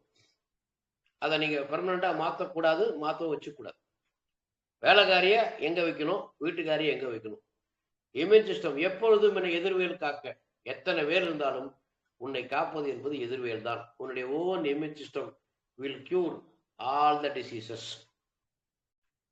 அதாவது உன்னோட உபாதைகளை அவர் தான் சரி பண்ணுவார். இது அக்யூட் டிசீஸ் என்ற பேர்ல சளியை உள்ள தள்ளுறீங்க, பூளையை உள்ள தள்ளுறீங்க, அழுக்கு உள்ள தள்ளுறீங்க, வாந்தியை உள்ள தள்ளுறீங்க, வேதியை உள்ள தள்ளுறீங்க, வேர்வையை உள்ள தள்ளுறீங்க, தோல் வழியா வெடிக்கிறப்ப அதையும் கழிவு தள்ளி உள்ள தள்ளுறீங்க, காய்ச்சல் வந்து அதையும் போட்டு அடக்குறீங்க. நவபாஷானத்தை வெளியே தள்ளுறது உங்க உடம்பு. அதை கொண்டு போய் அக்யூட் டிசீஸ்ன்ற பேர்ல நீங்க உள்ள தள்ளிட்டு அதுக்கப்புறம் இது குரோனிக் டிசீஸாக மாறும். உண்மையா இல்லையா என்று ஆங்கில மருத்துவர்கள் கேளுங்க. நாங்க என்ன சார் பண்றது? எங்க சிலபஸ் அந்த மாதிரி. இவன் தான் வரான், எனக்கு இங்க ஒழுகுது அங்க ஒழுகுதுன்னு. அவங்ககிட்ட போய் நான் மிளகு கஷாயம் குடி, அந்த கஷாயம் குடின்னு என்ன ஒரு மாதிரி பார்ப்பான். அதனாலதான் அவனுக்கு பெனாடில் கொடுக்குறேன், அமாக்சிலின் கொடுக்குறேன், அதுக்கப்புறம் மூக்கில் டிராப்ஸ் கொடுக்குறேன். அவனை பொறுத்த வரைக்கும் மூக்கடைப்புன்னு வரான். அவனை போய் பிராணாயாமம் பண்ணு 40 நிமிஷம் சரியா போட்டு மூச்சே விட முடியாம என்ன ஏன்டா பிராணாயாமம் பண்ணணும் அவன் கேள்விப்பட்டு இன்னொரு டாக்டர் போவான். இன்னொருத்தன் சம்பாதிப்பேன், நான் சம்பாதிச்சுட்டு போயிருந்தேன். நேஷனல் டிராப்ஸ் விட்டுக்கோ, விக்ஸ் எடுத்து தடவிக்கோ, அமுதாஞ்சல் எடுத்து தேய்ச்சிக்கோ. அவனை பொறுத்தவரைக்கும் என்கிட்ட வந்தான் குணமாயிடும் நம்பிக்கையில வரான். நான் பிளாஸ்டிக் பெக்டில் போறான். நான் ஊசி போறேன், வெந்நீரை போட்டா கூட அவன் டாக்டர் என்னை காப்பாத்திட்டுன்னு போவான். அந்த நம்பிக்கை தான் அவனை காப்பாற்று. அவ்வளவுதான், வேற ஒண்ணு. புரியுங்களா? அவன் தன்னம்பிக்கை இழந்து என் மேல் நம்பிக்கை வைத்து வருகிறான். அதனாலதான் நான் மருத்துவரை தரக்குறைவாக பேசுது. ஒரு காலத்துல இருந்தேன். இன்னைக்கு ஏன் கையெடுத்து கும்பிட்றேன் அப்படின்னு கேட்டீங்கன்னா, எனக்கு எப்போ தேவையோ வேலைக்காரியை வச்சுக்கலாம். அது பாத்திரம் தைச்சு கொடுமா, அவங்க தச்சு கொடுக்குமான்னு. அப்புறம் நான் நல்லா எடுப்போம், நான் தான் செய்யணும் அந்த வேலை. இதுதான் என்னுடைய தத்துவம். வீட்டுக்காரியை வச்சிருக்கணும், வேலைக்காரி எப்போ பயன்படுத்தணும் அப்போ பயன்படுத்தணும். ஸோ மருத்துவம் என்பது இந்த லீலைகளுக்குள்ளதான் போகும். ஸோ இந்த புளிப்புச்சுவை குழந்தைகளுக்கு கொடுக்காதீர்கள். இது 12வது மண்டலம் தான் பிறப்பு மண்டலம். கர்ப்பப்பை வரும், இவனுக்கு விதைப்பையில விந்தணு வரும், ப்ரொடியூஸ் ஆகும். இந்த 2 மண்டலம் வெளியே வந்து வேர்க்கும். அதனாலதான் குழந்தைக்கு 10 மாசம் என்று சொன்னது. செரிமான மண்டலம் 8 வயசுல வேர்க்கும், பிறப்பு மண்டலம் 13 வயசுல வேர்க்கும். இந்த 2 மண்டலம் வெளியே வந்துதான் அந்த மனிதனுக்கு கிடைக்கும். அது வரைக்கும் உள்ள இருக்கும்போது கிடைக்காது. இதான் 10 மாசம். மாசம் என்பது 27 நாட்கள் தான். 10 மாசம் 270 + 9 275 days, 79 days. எல்எம்பியில டேட்டு குறிக்கிறது தப்பு. புரோஜஸ்ட்ரான்ல தான் டேட்டு குறிக்கணும். ஈஸ்ட்ரோஜன்ல சினையே கிடையாது. எல்எம்பி பிப்ரவரி 1 நீங்க மென்சஸ் ஆனீங்கன்னா, குழந்தை உருவாகுச்சுன்னு வச்சுங்களேன், வாந்தி வந்துச்சுன்னு வச்சுங்களேன், பிப்ரவரி 15 தான் கணக்கில் வைக்கணும். ஏன்னா இங்கே தான் வந்து எண்டோமெட்ரியம் செர்விக்கல் பிளசண்டா உருவாகும். இந்த இடத்துல தான் கரு வந்து அங்கே உட்காரும், இங்கே தான் டெவலப் ஆகும். ஸோ இவன் என்ன பண்ணுவான், 1ஆம் தேதியிலேருந்து கணக்கு வச்சு எல்எம்பி இந்த குறிக்கிறது தப்பு. எல்எம்பியை குறிக்கிறது படு முட்டாள்தனம். 2வது உள்ளங்கிறது குழந்தைன்னு முடிவு பண்றது 2வது முட்டாள்தனம். 3வது உமிழ்நீர் படாத உணவுக்கு விஷமாக பார்க்கின்ற கல்லீரலுக்கு கொண்டு போய் கால்சியம் மாத்திரை, சத்து மாத்திரை, மொத்து மாத்திரை, விட்டமின் மாத்திரை, இரும்பு மாத்திரை, அங்க மாத்திரை, அலுமினியம் மாத்திரை, மெக்னீசியம் மாத்திரை கொடுத்தீங்கன்னா மேனுபேக்சர் கருமையத்தை நீங்க கோட்டை விடுறீங்க. அவன் ஆன்டினென்டல் செக்ன்ற பேர்ல அவன் செய்யறான். அவன் வாழ்நாள் ஃபுல்லா வியாபாரம் பண்றதுக்கு அந்த குழந்தைக்கு கெமிக்கலை கொடுத்து வளர்க்கிறான். எப்படி பயிருக்கு உயிர்கொல்லி உரங்கள் அப்படின்னு போட்டான் பார்த்தீங்களா? பயிருக்கு அத்தனை விஷயங்களும் போட்டான், மலடாகி போச்சு கடைசி வரைக்கும். அதுக்கப்புறம் திரும்ப விளைச்சல் பெருகுன்னா உரத்தை போட்டுனேரு, உன் குழந்தை ஆரோக்கியமா வாழனா என்கிட்ட மருத்துவம் பார்த்துனேருன்னு கருமையத்தை அவன் செதுக்குகிறான். நீங்க கோட்டை விட்டீங்க. உங்களுக்கு பக்த பெண்களா அதன் பிறக்கல, பரதேசி பிறந்துச்சு. இவ்வளவுதான் விஷயம். So you are come through பேரண்ட்ஸா மாறிட்டீங்க நீங்க. we are not from parents, we are come through parents. நீங்க முடிவு பண்ணிட்டீங்க. அதனால தாய்மார்களே இதை உணர்ந்து கொள்ளுங்கள். அந்த 9 மாசம் தவம் இருங்கள். அது தவம் இருந்தால் உங்களுக்கு தேவையான வடிவமைப்பு, எப்படி ஒரு சிற்பிக்கு ஒரு சிலை கிடைக்கிறதோ அதே போல் உங்களுக்கும் ஒரு தங்கமான ஒரு மகத்துவமான ஒரு குழந்தை கிடைக்கும். இல்லை என்றால் மட்டமான குழந்தை கிடைக்கும். அப்புறம் என் பேச்சு கேட்கல, அது பண்ணல, மரபணு மாறி போச்சு, மாங்காய் மாறி போச்சு. மரபியல் வாழ்க்கை தான் மரபணுவை செதுக்கும். மரபை செதுக்காது. மீனு தான் கருவாடாக மாறும், கருவாடு மீனாக மாறாது. புரிஞ்சுட்டீங்களா? வாழ்வியல் 3ல இந்த புளிப்பு தான். இந்த புளிப்பை நீங்க எப்படி ஆளணும் அது தெரிஞ்சுக்கணும். புளிப்பே இல்லாம சாப்பிட முடியாது. ஆனா அந்த புளிப்பை கரைக்கின்ற சக்தியை நம்ம கொடுக்கணும். அது புறச்சமையல் என்று சொல்லப்படுகின்ற மாலிகுல் சமையல், அகச்சமையல் என்று சொல்லப்படுகின்ற காம்பவுண்ட் சமையல். இதுக்கு ரொம்ப முக்கியம் இந்த தைராய்டு. இந்த உலகத்தில் அத்தனை விஷயம், உலகத்தில் பஞ்சம் தோன்றுவது எப்படி வெப்பச்சலனம் பொய்த்து போனதோ அதே போல் உடம்பில் நோய் தோன்றுவது இந்த வெப்பச்சலமான இந்த விசுத்த சக்கரத்தை நீங்கள் உடைத்தால், இதை நொறுக்கினால், டிஆர்ஹெச்சை நோண்டினால், டிஆர்ஹெச் சம்பந்தம் இல்லை என்றால் டிஎஸ்ஹெச் வேலை செய்யாது. கல்லீரல் போட்டு T3 T4 T4 T3 மாத்தாது.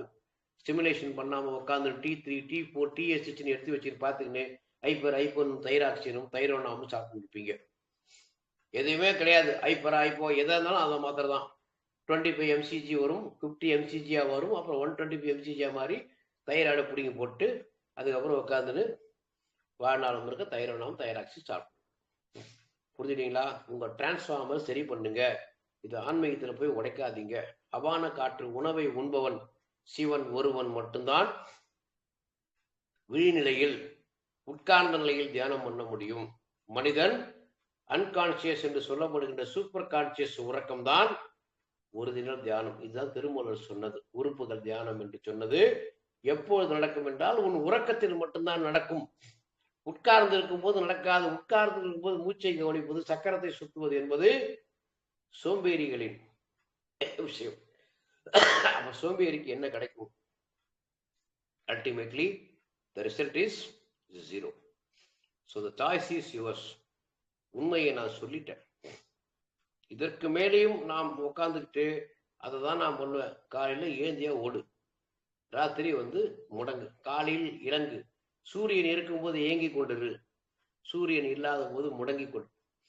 வீட்டுல இருந்து காலை வெளியே வச்சீங்கன்னா எல்லாமே நீங்க ஆம்பளை, வீட்டுக்குள்ள காலை வச்சீங்கன்னா நீங்க எல்லாமே பொம்பளை. உள்ள ஆம்பளை பொம்பளை, வெளியில ஆம்பளை பொம்பளை கணக்கு கிடையாது. வெளியில யார் போனாலும் இயக்கமாக போகிறீர்கள், யார் வீட்டுக்குள்ள போனாலும் இயல்பாக உங்கள் உடை மாறுகிறது, உங்கள் நடை மாறுகிறது, உங்கள் பழக்க வழக்கங்கள் வீட்டுக்குள்ள மாறுது. வெளியே வரும்போது எல்லாமே மாறும். ஸோ வெளியில இருக்கிற எல்லாருமே ஆண், வீட்டுக்குள்ள இருக்கிற எல்லாமே பெண். இந்த நிலையை புரிந்து கொண்டு இதை நோக்கி பயந்து கொண்டே போயிட்டு இருக்கு. அதை விட்டுட்டு நான் தனித்தனியா தேடுவேன், தேவையில்லாத தேடுவேன் அப்படின்னு உட்கார்ந்துட்டீங்கன்னா காணாம போயிடுவீங்க. என்னைக்குமே சொல்ல, வலைதளங்கள்ல போய் ஆரோக்கியம், அமைதி, ஆன்மீகம் தேடாதீர்கள். அங்கு பைதான் இருக்கும், உண்மை இருக்காது. யாருடைய சிலபஸை எடுத்து பேசிட்டு இருப்பாங்க. நான் பேசுவது உன்னுடைய சிலபஸ், நான் பேசுவது உன்னுடைய பானை. நந்தவனத்தில் ஒரு ஆண்டி ஆணும் பொண்ணும் இணைந்து 4-6 மாதமாய் குயவனை வேண்டி கொண்டு வந்தால் ஒரு தோண்டி. அதை ஒழுங்கா வளர்த்துடுங்க. வளர்க்க தெரியாம, வாழ தெரியாம கூத்தாடி போட்டு உடைத்தாண்டி. இவ்வளவுதாங்க திருமூலர் சொன்னது. ஸோ எனக்கு அவர் போதும். நான் இதெல்லாம் சொல்லிட்டு நான் அந்த மாதிரி வாழ்ந்து காட்டினேன். 14 வருஷம் போராடி 2 கிட்னியும் புதுப்பிச்சு காமிச்சு போன வாரம் குரூப்ல போட்டிருக்கேன் ஸ்கேன் ரிப்போர்ட். 2 கிட்னியில எவ்வளவு பெரிய கட்டி இருந்துச்சு, எவ்வளவு பெரிய கேன்சர் இருந்துச்சு, தோள்பட்டையில ஏத்தி கீழே ஏத்தி 2 புது கிட்னியை அழகா வச்சிருக்கேன். போன வாரம் ரிப்போர்ட், லேட்டஸ்ட் ரிப்போர்ட். இதே விஞ்ஞானத்தில் ரிப்போர்ட் தான். டாக்டர்கள் மிரண்டு போயிருக்காங்க. எப்படி உங்களால சாத்தியப்பட்டுச்சு?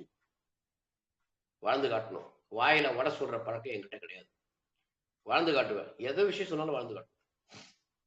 நான் பேசுவது எல்லாமே நான் தான் வண்டு முருகன், நான் தான் இங்கு எல்லாமே. ஸோ வாழ்ந்து காட்டிட்டு உங்களுக்கு ப்ரூவ் பண்ணிட்டு போறேன். சும்மா சிலபஸ் பேசிக்கிட்டு மருத்துவத்தின் மகத்துவத்தை நான் பேசவில்லை. இந்த கலை, அந்த கலை, அந்த கொலை, இந்த கொலை, இது செய், அது செய், அது பண்ணு, இது பண்ணு, கழிவு பண்ணு, ஏன் தின்ன அப்புறம் நீக்கணும். அது அவ்வளவுதான் விஷயம். 2வது, கழிவு நீக்கம் என்பது ஒரே நரம்புல தான் நடக்கும். That is artery and capillaries. முதல்ல அதை கேளுங்க. யாராவது கழிவு நீக்கம் இருந்தாங்கன்னா, you explain me what is capillary and artery. இதை சொல்லிட்டு அப்புறம் பேசுங்கன்னு. அதனால நான் எங்கேயுமே வச்சுக்கிறது இல்லை. என் கோவில் தைரியமா நான் பேசுவேன். மற்ற கோவில வந்தால் பேசாம வேடிக்கை பார்த்துட்டு நான் பாட்டு போய்கிட்டே இருப்போம். எனக்கு ஒரு சின்ன ஒரு ஞானம் கிடைக்கும் சில விஷயங்கள்ல. அதனால யாரையும் தவறாக பேசாதீர்கள். யார்கிட்டையும் உங்களுக்கு பிடிக்கலன்னா அமைதியா ஒதுங்கிருங்க, அவ்வளவுதான். அதை விட்டுட்டு ஆக்ரோஷமாக பேசிக்கிட்டு அவ சரியில்லை, இவ சரியில்லை, நான் தான் பெரிய புடுங்கி, உன்னால ஒரு புடுங்கலும் புடுங்க முடியாது. சும்மா உட்காந்து ஆத்திக்கணும் போய்க்கணும், நீ தான் எல்லாம் ஏக்கணும்னு அப்படி நான் தான் பண்ண, நான் தான் அப்படி, என்னதான் இந்த பிரபஞ்சம் படிச்சது, கட்டையிலே உருவாட்டி இந்த பிரபஞ்சம் எல்லாரையும் படிச்சது. எல்லாருமே எங்க மகத்துவமானவர்கள். ஒவ்வொரு செல்லும் மகத்துவமான செல். இங்கு படைக்கப்பட்ட சிங்கம், புலி, நரி, நாய், மனுஷன் முதற்கொண்டு எல்லாமே மகத்துவம். நீ மட்டும் மகத்துவம் அல்ல. ஏன்னா எல்லாருமே மகத்துவத்தில் பிறந்தவர்கள். கண்டிப்பாக அந்த மகத்துவத்தை தட்டி எழுப்புவதுதான் உன்னுடைய வேலையை தவிர இகழ்ந்து பேசுவதோ கிண்டல் அடிப்பதோ கிடையாது. அதை புரிந்து கொண்டு அதை நோக்கி பயணித்துங்கள். ஸோ இன்னைக்கு பேசுனது இந்த தைராய்டு, ஹைப்பர் ஹைப்போ, புளிப்பு, டயட் வேண்டாம். நாக்குன்னு ஒண்ணு இருக்குது. இந்த நாக்கு முடிவு பண்ணும். இதான் பிகோசைட்டாசிஸ். தண்ணியை முடிவு பண்றது பினோசைட்டாசிஸ். ரெண்டுமே கல்லியில் தான் முடிவு பண்ணும். இதற்கு மேலே நீங்க உட்கார்ந்து நான் இந்த டயட்டு சாப்பிடணும் அந்த டயட்டு சாப்பிடணும். முதல்ல வெப்பச்சலனத்தை உருவாக்குங்கள். செரிமானத்தை சரி செஞ்சு விட்டுட்டு அது பண்ணி பாருங்களேன், ஆட்டோமேட்டிக்கா உங்களுக்கு அந்த உணவு பிடிக்கும். நான் அதான் பார்த்தேன். சீசன்ல வர காய்கறிகளை சாப்பிட்டேன், பசித்தால் மட்டும் உண்டேன், தாகம் எடுத்தால் மட்டும் நீர் அருந்தினேன், ஓய்வு கிடைக்கிற நேரத்துல ஓய்வு எடுத்தேன், பகல் நேரத்துல இயங்கினேன், தலை சுத்தி கீழே விழுந்தோட புல்லு வெட்டுவேன், காக்கடை குத்துவேன், கை காலை வீட்டுல மாப்பு போடுவேன், எல்லா வேலையும் நான் பண்ணுவேன். இப்படி பண்ணி 3.5 வருஷத்துல மீண்டும் வெளியே வந்தவங்க எல்லா மருந்து மாத்தி தூக்கி போட்டுட்டு அமைதியா வாழ்ந்துட்டு இருக்கேன். இதுக்கு மேலேயும் நான் வாழ்ந்து காட்ட முடியாது. புரியுதுங்களா? ஸோ வாய்ப்பளித்த சிவசிவ அன்பே குரு அறக்கட்டளைக்கும் பாலசுப்ரமணியத்துக்கும் கேட்டுக்கின்ற அடுத்த வகுப்புகளுக்கும் என் மனமார்ந்த நன்றியை தெரிவித்துக் கொள்கிறேன். வாங்க கேமரா ஆஃப் பண்ணிடுறேன். கேள்வி கேட்கறவங்க கேட்கலாம், இல்லைன்னா முடிச்சுக்கலாம். அருமையா, மிக்க நன்றிகள் கூட. ஸோ ஃபேண்டாஸ்டிக் செஷன் தான் சொல்லணும். நீங்க சொன்ன மாதிரி உண்மையை தான் நீங்க சொல்லியிருக்கீங்க. கண்டிப்பாங்க ஐயா. அதுவும் இந்த புளிப்பு சுவையை பத்தி இன்னைக்கு ஒரு தெளிவான விளக்கத்தை வந்து கொடுத்துருக்கீங்க. எனக்குமே இப்போ கொஞ்சம் விஷயங்கள் வந்து தெளிவா கிடைச்சிருக்கு. மிக்க நன்றிகள் ஐயா. ஸோ இந்த புளிப்பை வந்து எப்படி சாப்பிடணும், யார் சாப்பிடணும்னு சொல்லிட்டு ரொம்ப தெளிவான விளக்கம். ரொம்ப அருமையா இருந்ததுங்க ஐயா வகுப்பு. அருமைன்றதை விட நாங்கள் இதை ஃபாலோ பண்ணால் நல்லா இருக்கும். நீங்கள் சொன்ன மாதிரி நிறைய விஷயங்கள், அதே மாதிரி குழந்தை பிறக்கிறத பற்றியும் சொன்னீங்க. ஸோ பொறுமையாக எப்படி கர்ப்பத்தில் இருந்து பொறுமையை காத்து அதை குழந்தைய வந்துட்டு ஒரு நல்ல, நீங்கள் சொன்ன மாதிரி ஒரு நல்ல பிரகலாதனை வந்து பெற்றெடுக்க முடியும் அப்படின்றத வந்து நீங்கள் சொல்லியிருக்கீங்க. ஸோ நிறைய விஷயங்கள் சொல்லியிருக்கீங்க. எனக்கு வந்து பாயிண்ட் அவுட் பண்ணுறது இது. ஸோ இது சம்பந்தமாக மிக்க நன்றிகள் ஐயா. கேள்விகள் இதை சார்ந்து கேள்விகள் இருந்தால் நாம கேட்டுடலாங்க ஐயா. நன்றிகள் ஐயா. நன்றி. நன்றிங்கம்மா. கண்ணகி அம்மா பேசுங்கம்மா. ஐயா வணக்கம் ஐயா. வணக்கம், சொல்லுங்கம்மா. நீண்ட இடைவெளிக்கு அப்புறம் உங்க கிளாஸ் வந்து நான் இன்னைக்குதான் நினைச்சேன். ஐயா கிளாஸே இல்லையேன்னு பாக்குறேன், டக்குன்னு உங்க இது இருந்துச்சு. ரொம்ப சந்தோஷம். 3வது வாழ்வியல் கிளாஸ் இன்னைக்கு ரொம்ப அபாரம். நிறைய உயிரை கொடுத்தாது நான் நிறைவேற்றுவேன். கையை அறுத்து வந்து உட்காந்து பேசியிருந்தேன் பாருங்க. இல்லைங்க, இன்னைக்குதான் நான் நினைச்சேன். அது மாதிரி பார்த்தா திடீர்னு உங்க பேர் இருந்துச்சு. பரவாயில்ல, நல்லா அருமையா இருந்துச்சு. ஐயா கிட்னி வந்து இதாயிட்டு இருக்குன்னு சொன்னீங்க. டயாலிஸ் பண்றவங்களுக்கு எல்லாம் சரி பண்ண முடியுமாங்கய்யா? எல்லாமே சரி பண்ண முடியும். அப்படிங்களா? 7 பேருக்கு டயாலிசிஸ் நிறுத்தி காட்டியிருக்கிறேன், HIV குணப்படுத்தி காட்டியிருக்கிறேன். எல்லாமே ரெக்கார்டு இருக்கு என்கிட்ட.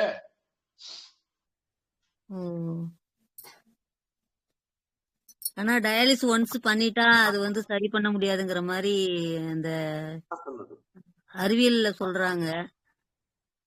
அவங்க சொல்றவங்க சொல்லித்தான் இருப்பாங்க. டயாலிசிஸ்க்கு சும்மா ஃப்ரீயா பண்றாங்களா கேளுங்க. இல்லங்கய்யா, அப்ப ஆல்டர்னேட்டிவ் டே பண்றவங்க வந்து எப்படிங்கய்யா பண்ண முடியும்? அதாவது ஒரு பக்கம் மருத்துவத்தை நிறுத்தாம பண்ணிட்டே இருங்க, உடலின் மகத்துவத்தை ஏத்திட்டே இருங்க. அது ஆட்டோமேட்டிக் குறைஞ்சிடும். பக்கத்துல இருக்கிற கோடு சின்னதாகணும்னா பக்கத்துல இன்னொரு பெரிய கோடு வரையணும், பீர்பால் மாதிரி. அவ்வளவுதான். நன்றிங்கய்யா, மிக்க நன்றி. மத்தவங்க சந்தேகத்தை கேட்கட்டும். நன்றிங்கய்யா. நன்றிங்கம்மா. கண்ணகி அம்மா, உங்க மூலமா நாங்களும் ஒரு ஆன்சர் தெரிஞ்சுக்கிட்டோம் ஐயா மூலமா. ஐயா கிட்ட நன்றிகள்மா. லலிதா அம்மா, கேள்விகள் இருந்தா கேட்கலாங்கம்மா. லலிதா அம்மா. சார் வணக்கம் சார். வணக்கம், சொல்லுங்கம்மா. கிளாஸ்ல இடையில தான் சார் வந்து விட்டு தான் கேட்டேன். ஆனா நீங்க எடுத்த லெசன் நான் ஏற்கனவே கேட்டிருக்கேன் சார். டவுட் இல்ல, ரொம்ப நன்றிங்க சார். நாளைக்கு இது வீடியோவை போட்டிருக்கேன், நம்ம குழுல வரும் பாருங்க. சரிங்க சார், சரிங்க சார், சரிங்க சார், நன்றிங்க சார். இந்த ஆடியோ நான் போடுறேன் கேளுங்க. இந்த ஆடியோ இங்க ஆடியோ எடுத்து நான் போடுற கோயில அதையும் கேளுங்க. நான் பேசுறதும் கேளுங்க. சரிங்க sir, okay. Thanks sir. Balakrishnan இருக்காரா? இருக்காருங்க ஐயா. இருக்கேன் சார். பேசுங்க ஐயா. கண்ணு வலி சார். ஒரு கண்ணு ரெண்டு வலியா? மூணு ஆமா ஆமா, கல்லீரல் வலி இருக்கு. கண்ணு ரப்ப வீங்கி போயிருக்கு. ம். அதான் சொல்லுவோம்ல உங்களால அடிக்கடி, அதான் ஏன்னா அடிக்கடி இந்த ப்ராப்ளம் வந்து தெரியல. கல்லீரல் கடிச்சுன்னா கண்ண ப்ராப்ளம் வரதான் செய்யும். நீங்க தான் 10 மணிக்கு சாப்பிடறாச்சு. சார் 10 சார் மணிக்கு குரூப் சார், கொஞ்சம் தனி போற போல வச்சுக்கலாம் சார். வா, என்ன பயப்பட சொல்லு, ஒத்துக்க. என்ன இப்ப சாப்பிட சொல்லு. என்ன இப்போ இதுல என்ன உனக்கு யாராவது தூக்கு தண்டை கொடுத்துட்டு போறாங்க யாராவது? ஆமா, 10 மணிக்கு தான் சாப்பிடுறேன். இன்னைக்கு தான் சீக்கிரமா சாப்பிட்டேன். தவறை நீங்கள் நியாயப்படுத்தாதீர்கள், அதை தீர்ப்பு எழுதுங்கள் தான் நான் சொல்லுவேன். தவிர தவறு நீங்க நியாயப்படுத்தினா தப்பா மாறும். கண்டிப்பா ஒரு இல்ல சார், தவறு 10 மணிக்கு தான் செய்தால் சாப்பிடுவேன். இன்னைக்கு தான் சீக்கிரமா சாப்பிட்டேன். 8:50 சாப்பிட்டுட்டேன். பாட்டுல சொன்னது, ஒரு தவறு செய்தால் அதை தெரிந்து செய்தால் அவன் தேவன் என்றாலும் விடமாட்டேன். உடல் உழைக்கச் சொல்வேன், அதில் பிழைக்கச் சொல்வேன், அவர் உரிமை பொருள்களை தொடமாட்டேன். அவ்வளவுதான் விஷயம். இதுதான் என்னுடைய கான்செப்ட். சார், உங்களாண்ட ஒரு சூப்பராங்க தப்பு செஞ்சுட்டு மாட்டாம இருக்க முடியுமா சார்? அருமை ஐயா, சூப்பரான விளக்கம். உழைக்கிறதா 2 கை காலை கொடுத்துக்கிறான், அதை முடக்கி வச்சுக்கிட்டு இருக்கு. காலையில வந்து காலை வணங்குறான்னா காலை வணக்கம் போட்டு உட்காந்துக்கிறான்.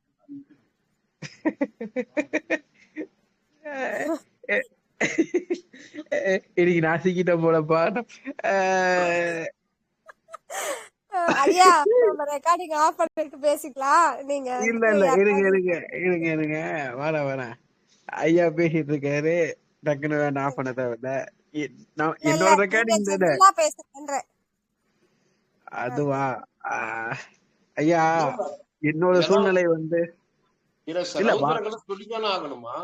அதாவது இது நான் வந்து கோபத்துல பேசல. நான் என்ன சொல்றேன்னா, புரிந்து கொள்ளுங்கள் தான் பேசுறேன் நான். இது நிறைய பேர் கேட்கலாம், யூடியூப்ல போடலாம், கேட்கலாம். நான் என்ன சொல்றேன்னா, புரிந்து கொள்ளுங்கள். சோஃபால காலை மடக்கி வச்சு காலை வணக்கம் போடாதீங்க. காலில் எழுந்து காலை ஓட்டுங்க, சாயங்காலம் எடுத்து மடக்கி வச்சுக்கோங்க தான் நான் சொல்ல வந்தேனே தவிர, காலை வணக்கம் போறவனா கட்டவன் நான் சொல்லலையே. எதை வணங்கணும்? காயகல்பம்னா என்ன? அந்த 3 சமையல் நடக்கணும் உடம்புக்குள்ள, அதான் காயகல்பம். அதை விட்டு காயகல்பத்துக்கு என்ன சொல்லணும்? அஸ்வகந்தா சாப்பிடுன்னு சொல்லுவேன். அஸ்வகந்தா வித்து அழுப்பேன் நான், அவ்வளவுதான். புரியுதுங்களா? கண்டிப்பா சார். இங்க எல்லாமே இப்ப எல்லாம் வியாபார நோக்கமாலாம் போயிடுச்சு. இல்ல, நானும் மாத்தணும், வாழ்வியலை மாத்தணும். சங்கீதா கூட திட்டுவாங்க, இருந்தாலும் மாத்திடுறேன். நைட்ல என்ன வந்து மிளகா தூளை கலந்து சாப்பிட சொல்றாங்க, ரெக்கமெண்டேஷன் வேற. ஐயோ, நீங்க வேற கம்முனு இருமா. ஏன்பா சும்மாவே நான் தான் சொன்னேன். டிப்ஸ் பாத்தீங்களா ஐயா, எனக்கு கொடுக்கிற டிப்ஸ் ஐயா. மிளகா வந்து ஆபத்து நான் சொல்லணுமா? அத நீர்ல அரைச்சு சாப்பிடுதான் சொல்றேன். நீர்லங்களா? ஆமா, அந்த காலத்துல அம்மியில வச்சு தண்ணி தெளிச்சு 2 கை காலை ஆட்டி 2 கையை ஆட்டி எடுத்து சாம்பார் ரசத்து போட்டுதான். நீங்க அதை சோம்பேறித்தனம் போட்டு புடியா பார்த்துட்டீங்க, அவ்வளவுதான். இதான் சொல்றேன். மூக்கு வழியா போற காத்தும் தண்ணியா மாறும், வாய் வழியா போற தண்ணி ஆவியா மாறும். புரிஞ்சுட்டீங்களா? இதுலதான் கான்செப்ட். மூக்குல போற காத்து தண்ணியா மாறுது, வாயில போற வெண்டிலேஷன் வச்சு இதான் வெண்டிலேஷன். வெண்டிலேஷன் வந்து எரிச்சிரும், ரெஸ்பிரேஷன் வந்து வாழ வச்சிரும், தண்ணியா மாத்தி கொடுத்துருதா. நீரின்றி அமையாது உள்ளதுன்னு சொன்னான். புரியுதுங்களா? மூக்குல போற காத்து தான் தண்ணியா மாத்தத்துக்கு அங்க லங்ஸ் இருக்குது, பிராங்கடைட்டிஸ் இருக்குது, ட்ரக்கியான் இருக்குது, பல்மனரி பேக்ஸ் இருக்குது. இதெல்லாம் காத்து தண்ணியா மாத்தி கொடுக்கும். இது மாத்தி அடுத்த கட்டத்துக்கு போலன்னா அங்க தண்ணி தேங்கும். இதான் சளி, கபம், அப்புறம் லங்ஸ்ல நீர் சேர்ந்துச்சுன்னு ஊசி குத்தி அடிச்சு பஞ்சர் போட்டு பலூன் ஓடிக்கிற மாதிரி. புரியுதுங்களா? ஆமாங்க ஐயா, இந்த பிரச்சனை தான் நிறைய பேருக்கு இங்க இருக்குங்க ஐயா. நீர் கோத்திருச்சு, நீரா மாறுதுன்னா கபம். இந்த கபம்ன்றது ஒவ்வொரு இடத்துலயும் மாறும். பிரெயினுக்கு போனா கிளாட்னுவான், ஆற்றுல போனா பிளாக்குன்னுவான், அதுக்கப்புறம் சிறுநீரத்துக்கு போனா கல்லுன்னுவான், பித்தப்பைக்கு போனா கல்லுன்னுவான், மூலாதாரத்துக்கு போனா பைல்ஸ்ன்னுவான், பிஸ்குலான்னுவான். இந்த கபம் தான் உள்ள இருக்கிறதும் கபம் தான், வெளியே இருக்கிறதும் கபம் தான். தோல் வழியா வந்தாலும் கட்டி தான், உள்ள வழியா வந்தாலும் கட்டி தான். இதை கரைக்கிற தன்மை தான் நம்ம கத்துக்கணுமே தவிர உட்காந்து அதை நோண்டி நிற்கிறது, அதை உடைக்கிறது, ஆபரேஷன் பண்றது, பயாப்சி பண்றதுன்னு போனீங்கன்னா, இதான் நான் சொன்னேன், உங்க உடம்புக்குள்ள அந்நிய பொருள் உள்ள வந்துச்சுன்னா அது வெளியே தள்ளும். அது வெளியே தள்ளுறதான் உங்களுக்கு வலியை உருவாக்கும். இந்த உடம்புக்குள்ள கொண்டு போய் நம்ம உடம்புல முள்ளே ஏத்துக்காத உடம்பு, சீவி பிடிச்சி வெளியே தள்ளுற உடம்பு, நீங்க கொண்டு போய் நெட்டு போட்டு உள்ள வைக்கிறது, அப்புறம் அந்நிய பொருள் உள்ள வச்சுக்கிறதான் ஏரோப்ளைன்லயும் எஃப்ஓடின்னு சொல்லுவோம், ஃபாரின் ஆப்ஜெக்ட் டேமேஜ். சம்பந்தம் இல்லாத ஒரு பொருள் ஏரோப்ளைன் இருந்துச்சுன்னா அது செத்து போயிடும், உடஞ்சிரும். எஃப்ஓடின்னு சொல்லுவோம், எஃப்ஓடி பரேடுன்னு இருக்கு, ஃபாரின் ஆப்ஜெக்ட் டேமேஜ் சொல்லிட்டு ரன்வேயை சுத்தப்படுத்துறது. ஏன்னா அது என்ஜின் செக்ஷன் பண்ணும்போது உள்ள இருக்க அந்த ஸ்டாக் நெட்டு போட்டுலாம் உறிஞ்சிரும், காத்துக்கு உள்ள போய் டேமேஜ் பண்ணும். அதே மாதிரிதான் உங்க உடலுக்கும் அந்நிய பொருள்கள் அந்த மாலிகுலை படிக்கலைன்னா அது எல்லாமே அந்நிய பொருளா மாத்தும், அது வெளியே தரும். இந்த சமையல்ல மாலிகுல் இல்லைன்னா வாந்தி ஆக்கிரும், கஷ்டப்பட்டு நீங்க உள்ள தள்ளினீங்கன்னா பேதி ஆக்கிரும், இல்லையா வேர்வையை நாத்தமாக்கிறோம். இது வாய் நாரும். வாய் ஏன் நாறுது? வயிறு நாரி போனது. அபான காற்று தைராய்டை உடைச்சிருச்சு. வாய் ஏன் நாறுதுன்னா தொண்டைக்குழி பஞ்சர் ஆயிடுச்சு, தொண்டைக்குழி பஞ்சர் ஆனதால வாய் நாறுது. அப்போ நீ சரி பண்ண வேண்டியது வயிற்று கிடையாது, தொண்டைக்குழியை. அதை மூடணும் முதல்ல, அதை மூடிட்டு அப்புறம் வயிற்று சரி பண்ணணும். இதுதான் வைத்திய முறை. அதை விட்டு உக்காந்துக்கின்னு வாய் நாறுதுன்னு சொல்லி உட்காந்துன்னு நீ பேதிக்கு மருந்து எடுத்துன்னு உட்காந்துட்டீங்கன்னா தைராய்டை யாரு மூடுறது? விஷ சக்கரத்து திருநீலகண்டனை யார் சரி பண்றது? அதை சரி பண்ணணும், அதையும் பண்ணணும், இதையும் பண்ணணும். இதுதான் வைத்திய முறை. மருத்துவ முறையில் மருந்து சாப்பிட்டு உட்காந்துக்கணும். வாய் நாராயத்துக்கு மருந்து அவன் பேஸ்ட்டுன்னுவான், மவுத் வாஷ்ன்னுவான், டிக் டாக்னுவான், டாக் டிக்னு கொடுக்குறான், அப்புறம் இன்னும் வாய்க்கு இன்னும் சென்ட் அடிச்சுக்கிறான். எல்லாம் 10 நிமிஷம் தான். அப்புறம் டெய்லி அடிச்சுனே இருக்கணும். டெய்லி வாயில் அடிச்சுக்கோ, வேறு அடிக்குதா சென்ட் அடிச்சுக்கோ, எங்கெங்கெல்லாம் நார்த்து சென்ட் அடிச்சுக்கோ. அப்புறம் என் மூக்கு வாசனையா இருக்கிறது நீ ஏன் காசு செலவு பண்ணுகிற? நீ முதல்ல நாரி போயிருக்கு, அதை சரி பண்ணு. அதை விட்டு பாடி ஸ்ப்ரே அடிக்கிறது, சென்ட் அடிச்சுக்கிறது, நகத்துக்கு நெயில் பாலிஷ் போடுறது, லிப்ஸ்டிக் போடுறது. நான் சொன்னேன், ஞாயிற்றுக்கிழமை சாயங்காலம் மருதாணி வைக்கிற பழக்கத்தை வைங்க, அடுத்த 6 நாள் உங்களை வாழ வைக்கும். அது துவர்ப்பு சக்தி தோல் வழியாக உள்ள போகும். அதுல மஞ்சள் கொஞ்சம் லெமனை பிழிஞ்சிட்டு மருதாணி இலை, அப்புறம் அதை அரைச்சி நீர்ல அரைச்சி அதுல கொஞ்சம் லெமனை பிழிஞ்சிருது, அதுக்கப்புறம் கொஞ்சம் மஞ்சள் தூளை போட்டு நகைக்கண்ணில் வைங்க, கால் கண்ணிலையும் நகைக்கண்ணு உள்ளங்கையிலையும் வைங்க. உறிஞ்சான்கள் அதெல்லாம் எடுத்து அழகா சிவப்பாக்குச்சுன்னா நீ வெள்ளையாக மாட்ட. ஸோ ஒரு சாதாரண மருதாணி வைக்கிறதுல உடனே மருதாணி பவுடர் தலையில பூசிக்கிறான், ஹென்னா பவுடர், பன்னா பவுடர், புண்ணா பவுடர், இல்லைன்னா எதாவது கல் வச்சுக்கிறான், இல்லைன்னா எதனா வச்சுக்கிறான், இல்லைன்னா எதாவது சுத்தினுக்கிறான் உட்காந்து. சிம்பிளா செய்யுங்க. வாழ்க்கை முறையில எவ்வளவு விஷயம் வச்சிருக்கிறான். உணவை சமைக்கிறதுல இருந்து நம்ம உடம்பு சமைக்கிறது இருந்து எல்லாம் வச்சிருக்கிறான். போய் இதை போய் பாருங்க. எதுக்கு கல்யாணம் ஆகும்போது பொண்ணுக்கு கையில மருதாணி வைக்கிறான்? அதே ரங்கோலியா மாத்தினீங்க நீங்க. என்னது ரங்கோலியா முங்கோலியா கையில கோன் வச்சுன்னு போட்டுக்கிறீங்களா? அது என்ன கரும்போது? அது ரங்கோலியா பொங்கோலியா என்னமோ சொல்றீங்க, என்னது கோன் கோன் கோன்னு. ஆமாங்க ஐயா. அதை வச்சு புள்ளி புள்ளியா வச்சுக்கிறான் ஐயா. மெகந்தி மக்கந்தியோ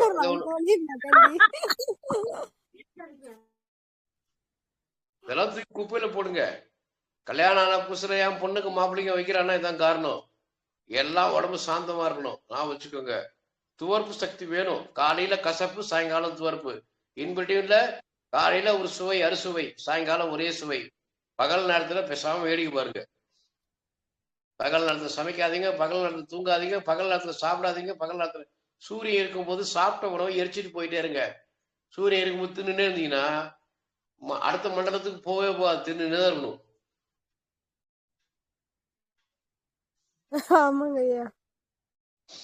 ஒரு மணி நேரத்துக்கு ஒரு காப்பி, அப்புறம் ஒரு பஜ்ஜி, அப்புறம் சிப்ஸு, அப்புறம் ஃபிங்கர் சிப்ஸு, அப்புறம் டங்கர் சிப்ஸு, அதுக்கப்புறம் நடுவில் கொஞ்சம் வீட்டில் ஏதாவது அதுன்னு மவுசை அடிக்கிட்டே இந்த பக்கம் பிளேட்டை வச்சு தின்னுப்பான். உணவை பார்த்து சமைக்கணும், பார்த்து சாப்பிடணும், பார்த்து பரிமாறணும். அப்பதான் அது மருந்தாகும். அதை விட்டுட்டு போனை பார்த்துன்னு சாப்பிட்டுன்னு இருந்தீங்கன்னா கண்ணை கட்டிட்டு கார் ஓட்டுற மாதிரி. கண்ணை கட்டி கார் ஓட்ட முடியுமா? முடியாது. கண்ணை மூடிட்டு சாப்பிட்றதும் இப்படிதான். கெர்லின்னு வேலை செய்யாது, பெப்சின்னு வேலை செய்யாது, எப்படின்னு எடுத்துன்னு இருப்பான். அப்புறம் பார்த்து அப்பா ருசியை பார்த்துட்டு போயிட்டே இருப்பான். அவ்வளோதான். ஸோ உணவை பார்த்து சமையுங்கள், உணவை பார்த்து பரிமாறுங்கள், உணவை பார்த்து உண்ணுங்கள், ரசிங்கள். அப்பதான் ருசிக்க முடியும். தின்னுனே இருந்தீங்கன்னா அது கால்சியமா சோடியமா அப்புறம் மெக்னீஷியமா மாறவே மாறாது. காலை ஆட்டினாதான் மெக்னீஷியம் மாறும், கையும் காலை ஆட்டினாதான் மெக்னீஷியமா மாறும். இல்லைன்னா மெக்னீஷியம் மாறு தான் தின்னுக்கணும். புரியுதுங்களா? சரிங்க ஐயா, நன்றிகள் ஐயா விளக்கத்துக்கு. வேற யாருக்காவது பேசணுங்களா? அன்பு ஐயா இருக்கீங்க, கேள்விகள் இருந்தா கேளுங்க, ஐயா கிட்ட பேசுறதுனா பேசுங்க. குமரேசன் ஐயா இருக்கீங்க, பேசுறதா இருந்தா பேசலாம் ஐயா. அருணா சிவா ஆரூரார் அப்படின்னு இருக்கீங்க ஐடியில, கேள்விகள் இருந்தா கேட்கலாம். அம்மா வணக்கங்கம்மா. இப்பதாங்கம்மா சேனலுக்கு புதுசா வந்திருக்கேன். வந்த உடனேவே ஐயா பட்டுன்னு சொல்றாரு, நல்ல அந்த முறைகள்லாம் சொல்றாரு. ரொம்ப சந்தோஷம்மா, ரொம்ப சந்தோஷம். நன்றிகள் ஐயா, மிக்க நன்றி. தொடர்ந்து பயணம் செய்யுங்க ஐயா. இதே மாதிரி நிறைய விஷயங்கள் ஐயா பேசிட்டு இருப்பாரு. இன்னைக்கு 3வது வாழ்த்து. முந்தா நாள் நிகழ்வுல கலந்துக்கிட்டோம்மா. அம்மா பேசினாங்க இல்ல, மெடிடேஷன் பத்தி பேசினாங்க. அந்த ஸ்படிகம் அதை பத்தி பேசினாங்க. அதெல்லாம் கேட்டுட்டு தாங்கம்மா இருக்கேன். இப்ப ஐயா பேசுறது இப்பதான் ஃபர்ஸ்ட் கேட்கறேன். அதுதான். நன்றிங்க. ஓகே தொடர்ந்து பயணம் செய்யுங்க ஐயா. நன்றிகள் ஐயா. நன்றிங்க ஐயா. ஐயா பேசுங்க ஐயா. பேசுங்க ஐயா. ஐயா இப்ப என்ன பண்ணலாம் இந்த கண்ணு வலிக்கு? ஒரு சொல்யூஷன் கொடுத்தீங்கன்னா நல்லா இருக்கும். எங்கன்னா தாய்ப்பால் கடிச்சா கண்ணை ஊத்திக்கோங்க, மழை தண்ணி இருந்தா கழுவிக்கோங்க. பானை தண்ணியில போட்டுட்டு எல்லாரும் கண்ணை கழுவுங்க. இத பண்ணுங்க, கல்லீரல சரி பண்ணுங்க. 6 மணிக்கு மேல சாப்பிட்ற பழக்கத்தை கொஞ்சம் நிறுத்துங்க. அது சாப்பிடணும்னா ஏதாவது பழம், பால், இல்லைன்னா மோர் சாதம், வெள்ளித்தட்டு இருந்தா அதுல போட்டு நல்லா பிசைஞ்சு நல்லா ஊற வச்சு சாப்பிடுங்க. தட்டுல சாப்பிடணுமா ஐயா நைட்ல? வெள்ளித்தட்டுல கல்யாணம் ஆன புதுசுல சாந்தி முகத்துக்கு போறப்ப வெள்ளித்தட்டு தானே போடுவாங்க பாலசோறு. தெரியாதுங்க ஐயா. அப்படிங்களா? கல்யாணத்துல குடுக்குறாங்க இல்லைங்களா, பித்தளை பாத்திரம், வெங்கல பாத்திரம், வெள்ளி பாத்திரம், அப்புறம் பாத்திரமே தரது இல்லைங்க ஐயா இப்பெல்லாம். இல்லையா? கேட்டு வாங்குங்க. மாசம் வரதட்சணை வாங்குனீங்க, ஒரே டைம்ல வாங்குறதெல்லாம் விட்டுட்டு 5 இலக்கம் எண்ணு வேணும், 5 இலக்கம் சம்பாதிக்கிறோம் வேணும். அதுக்கப்புறம் 4ஆம் நம்பர் அப்படின்றது என்னது? 5 4 3 2 1 தான் இன்னைக்கு வாழ்க்கை போயினுக்குது. 5 இலக்கம் சம்பளம் வேணும், 4 வீலர் வேணும், அப்புறம் 3 பிஹெச்கே வீடு வேணும், அதுக்கப்புறம் 2 குழந்தை வேணும், அப்புறம் 1 புருஷன் வேணும். இதானே கேட்டீங்க மாசம்? ஆமா. குழந்தையும் இஎம்ஐல கேக்குறீங்க, வாழ்க்கையும் இஎம்ஐல கேக்குறீங்க. எடுத்துக்கோங்க, அவ்வளவுதான். என்ன பண்றது? ஆமாங்க ஐயா. சந்தோஷமா வந்தா சரி, அவ்வளவுதான். ஓகேங்களா? ஓகேங்க ஐயா. ஐயா வணக்கங்க ஐயா. ஐயா ஒரு சின்ன சந்தேகம். இது அடிச்சுக்காதீங்க, மனசுல பட்டதை கேக்குறேன். ஐயா இப்ப வீட்டுல காலையில வெண்டைக்காய் சாம்பார் சாப்பாடு செஞ்சிருந்தாங்க சாமி. அது இப்ப இரவு உணவுக்கு அதை சூடு பண்ணி கொடுத்தாங்க. நான் இப்ப சாப்பாடு சாப்பிட்டேன். அது தம்பிங்க வேண்டான்னு சொல்லிட்டு படுத்துட்டானுங்க. அப்ப வீட்டுக்காரம்மா திரும்ப அது தக்காளி சட்னி அப்படி போட்டு அப்படியே நல்லா கொஞ்சம் அப்படியே வணக்கி அதை போட்டு கொடுக்குறாங்க. இந்த உணவு பழக்கம்லாம் இந்த டைம்ல அந்த மாதிரி நம்ம சாப்பிடணுமாங்கய்யா, இல்ல அவாய்ட் பண்ணிக்கலாமா, இல்ல நேரத்திலேயே சாப்பிடணுமாங்க சாமி? இது தெளிவா சொல்லிடுறேன், கேட்டுக்கோங்க. உப்பு புளி காரம் என்பது பகல்ல சாப்பிட வேண்டியது. ஏன்னா நீங்க உழைக்க போறீங்க. சூரியன் இருப்பார், புரோட்டான் இருக்கும். இரவு நேரத்துல சூரியன் கிடையாது, நீ கை கால் ஆட்ட போறது கிடையாது, தூங்க தான் போறீங்க. அப்போ நீங்க வெப்பத்தை உருவாக்குற துவர்ப்பு கொடுத்துடணும். 2வது, இந்த மாதிரி வெண்டைக்காய் நான் சொன்ன சாம்பார் கிடையாது, குழம்பு தான். அது அந்த ஆடியோ கேட்டுங்க, உங்களுக்கு புரியும் எப்படி குழம்பு தயாரிக்கணும்னு. இது ஒரு விஷயம். 2வது, உங்களுக்கு இந்த மாதிரி 9 மணிக்கு 10 மணிக்கு சமைச்ச உணவு நீங்க திருப்பி சாப்பிடணும்னா அடுப்புல வைக்காதீங்க, சூரியன் கிட்ட வைங்க. திறந்து கொண்டு போய் சூரியன் ரசத்தையும் குழம்பையும் வெயில ஒரு 10 நிமிஷம் மேல ஒரு ஜன்னலை மாதிரி போட்டு மூடிட்டு அதில் வைங்க. முடிஞ்சா கண்ணாடி பாத்திரத்தில் வைங்க, அப்படி இல்லைன்னா மண் பாத்திரத்தில் வைங்க, இல்லையா எதுவுமே இல்லை ஸ்டீல் பாத்திரத்தில் வைங்க. வெயில்ல வச்சு சாப்பிடுங்க. இது திரும்ப அதில் சூரிய சக்தியோட புரோட்டான் உள்ள வந்துடும். நெருப்புல வச்சிங்கன்னா, அடுப்புல வச்சிங்கன்னா இருக்கிறது செத்து போகும். அதை பேசாம குப்பை தட்டில் கொண்டு போய் கொட்டிடுங்க. அந்த மாதிரி திருப்பி தக்காளி போட்டு திருப்பி சூடு பண்ணி அந்த கருமெல்லாம் வேணவே வேணாம் ப்ளீஸ். இதுக்கப்புறம் நீங்க இதான் சமையல சிக்கனமா செய்யுங்க, அப்பப்போ ஃப்ரெஷ்ஷா சமைச்சு சாப்பிடுங்க அப்படின்னு சொல்றதுக்கு, சரி சாப்பிடணும்னு முடிவு பண்ணிட்டீங்கன்னா ஃப்ரெஷ்ஷா சமைச்சு சாப்பிடுங்க.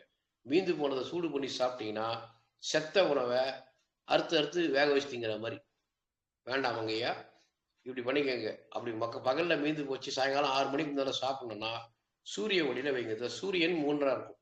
காலையில வருவது கதிரவன், மதியம் வருவது இரவி, மாலையில் வருவது சூரியன்.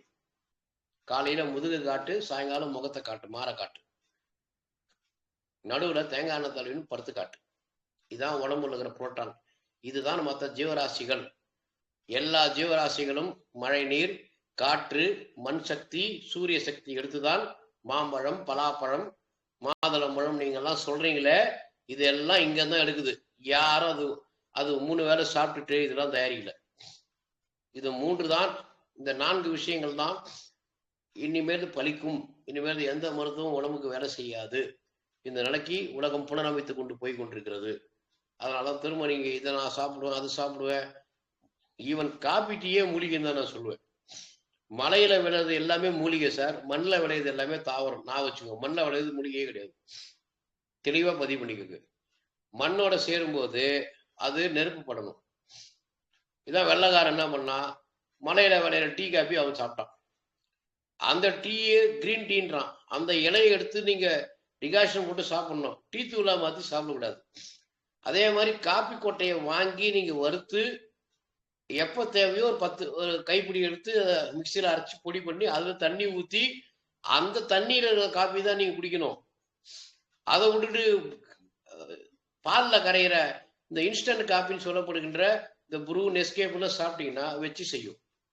அதான் கேட்பரிஸ் சாக்லேட்டா கொண்டு போயிட்டான். காஃபின் தேவை இல்லையா, கொக்கோ பவுடர் வாங்கி வச்சுட்டு தேங்காய் பாலில் ஒரு ஸ்பூனை போட்டுட்டு கொஞ்சம் கருப்பட்டியோ பனங்கற்கண்டோ போட்டு கரைச்சி சாப்பிட்ருங்க. இது ஒரு காப்பி தான். காஃபின் இதான் கசப்பு.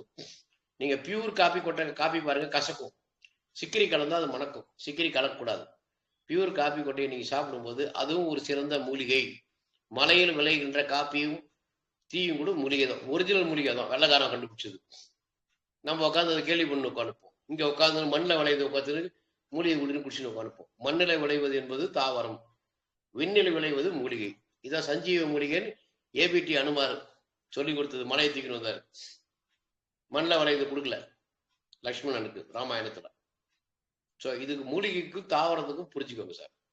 இதை ஃபாலோ பண்ணிக்கோங்க சார்.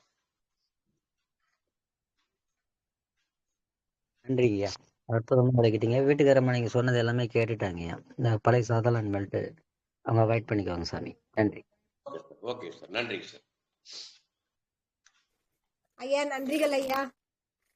வேற யாருக்காவது கேள்விகள் இருந்தா கேட்கலாங்கம்மா. சதீஷ்குமார் ஐயா வந்திருக்கீங்க, பேசுறீங்களா?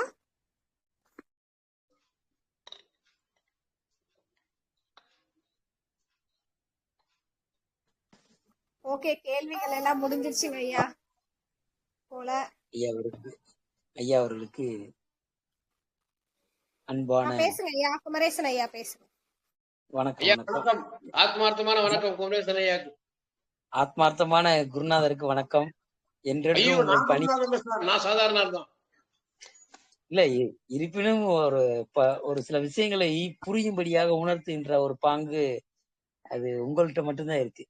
அற்புதமான ஒரு ஒரு ராஜ மண்டலங்கள், இயங்கும் ஆர்கன் கிளாக் அது எப்படிப்பட்டது என்பதையெல்லாம் ஒரு அற்புதமான வழிகாட்டியாக த ஃபார்மேட் ஆஃப் அந்த அனாட்டமி, பிசியாலஜி அண்ட் கிளினிக்கல் பெத்தாலஜிய எப்படி இயங்குதுங்கிற இயல்பு நிலையை, தன்னை உணர்கின்ற நிலையை ஒரு ஜென்ரலா ஒரு கன்சியூமர், ஒரு ஹியூமன் உணர்ற அளவுக்கு எடுத்து கூறுகின்ற ஒரு பாங்கு நிலை உங்களுக்கு மட்டும்தாங்க.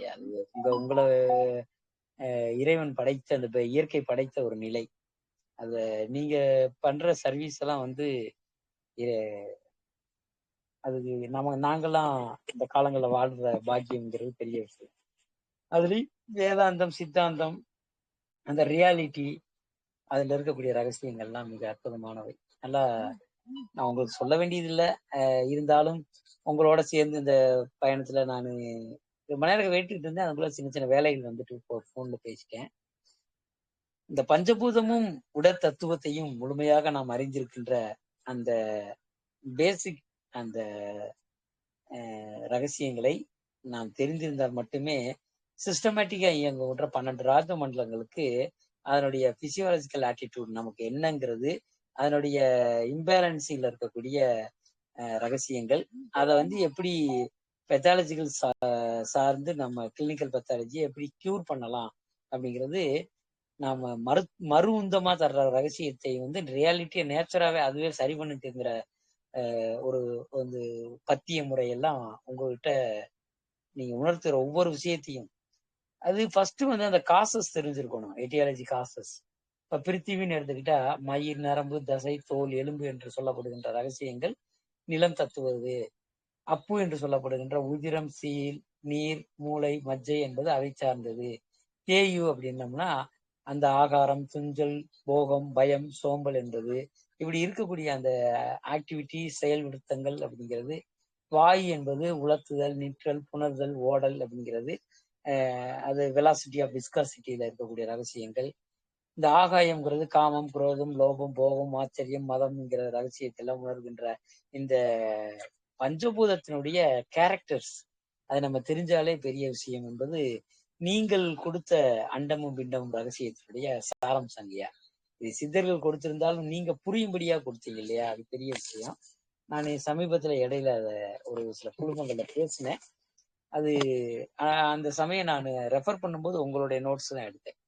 மிக அற்புதமான விஷயம். அதே போல செரிமானம், அது உங்களுக்குன்னு கிடைக்கிற வாய் செரிமானம், அதாவது இயற்கை செரிமானம், இயற்கை சமைக்கிற உணவு, நாம செயற்கையாக அதை செய்கின்ற சமையல், அதை செரிநிலை என்பது வாயில வச்சு நம்ம உமிழ்நீரோட மென்று வாய் சமையல் என்பதும் உள்ளுக்குள்ள நடக்கிற விஷயத்தெல்லாம் வந்து மிக எளிமையான விஷயத்தை வந்து டெக்னாலஜி வேர்ட்ஸ் ஒரு டாக்டர்ஸ், ஒரு மெடிக்கல் ஸ்டூடெண்ட் கத்துக்கிட்டு இருக்கக்கூடிய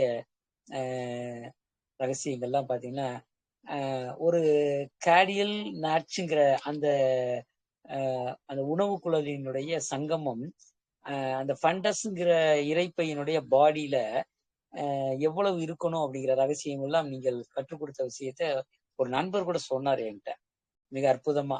அதாவது கால் வயிறு உணவு, கொஞ்சம் அரை வயிறு நீரோட ஃபேண்டஸ் அப்படின்னு சொல்லக்கூடிய அந்த இடத்துல கேஸ் தான் இருக்கணும். அந்த கேஸ் டைப் ஆஃப் கேஸ் வந்து இதுல இருந்து ப்ரொடியூஸ் ஆகி அதுல இருக்கக்கூடிய புரோட்டீன், அந்த கார்போஹைட்ரேட்டை வந்து நொதித்து அதை உருவாக்குகின்ற அந்த ரகசியங்கள் இந்த கேடியான்னு சொல்லக்கூடிய ஜங்ஷனல், அதாவது பெண்டாகி வரும். அது வந்து நீங்க உங்களுடைய சிலபஸ்ல நான் ஆழமா பார்த்ததுக்கு அப்புறம் நான் ஆராய்ச்சி பண்ணது. அப்ப அந்த ஆங்குலர் இன்சியர்னு சொல்லக்கூடிய அந்த ரகசியங்கள்ல இந்த பைரோலாஸ் சொல்லக்கூடிய பித்த நீர் வந்து சேர்ந்து எப்படி டியோடினத்துல வந்து அது செரிமானம் ஆகுதுங்கிறதெல்லாம் ஒரு ஃபங்க்ஷனல் ஆக்டிவிட்டியா கொடுத்த அந்த அற்புதங்கள் இன்று வரை நிறைய பேரை உருவாக்கி இருக்கீங்க. அது வந்து அது உங்களுக்கு கிடைச்ச ஒரு குருபதம். நீங்க எப்படி சொல்லணும்னாலும் நான் இப்போ குருவேன்னு சொல்ற காரணம் என்னன்னா, ஒரு துரோணாச்சாரியராக, ஒரு கிருபாச்சாரியராக, ஒரு பீஷ்மராக நீங்க செயல்படுகின்ற அந்த பண்பியல் நயம் நாம எதை கொண்டு போறோம் அப்படின்னா, இறுதியில வந்து ஒரு பெருங்கோடீஸ்வரர் என்பதை சொற்பந்தான்.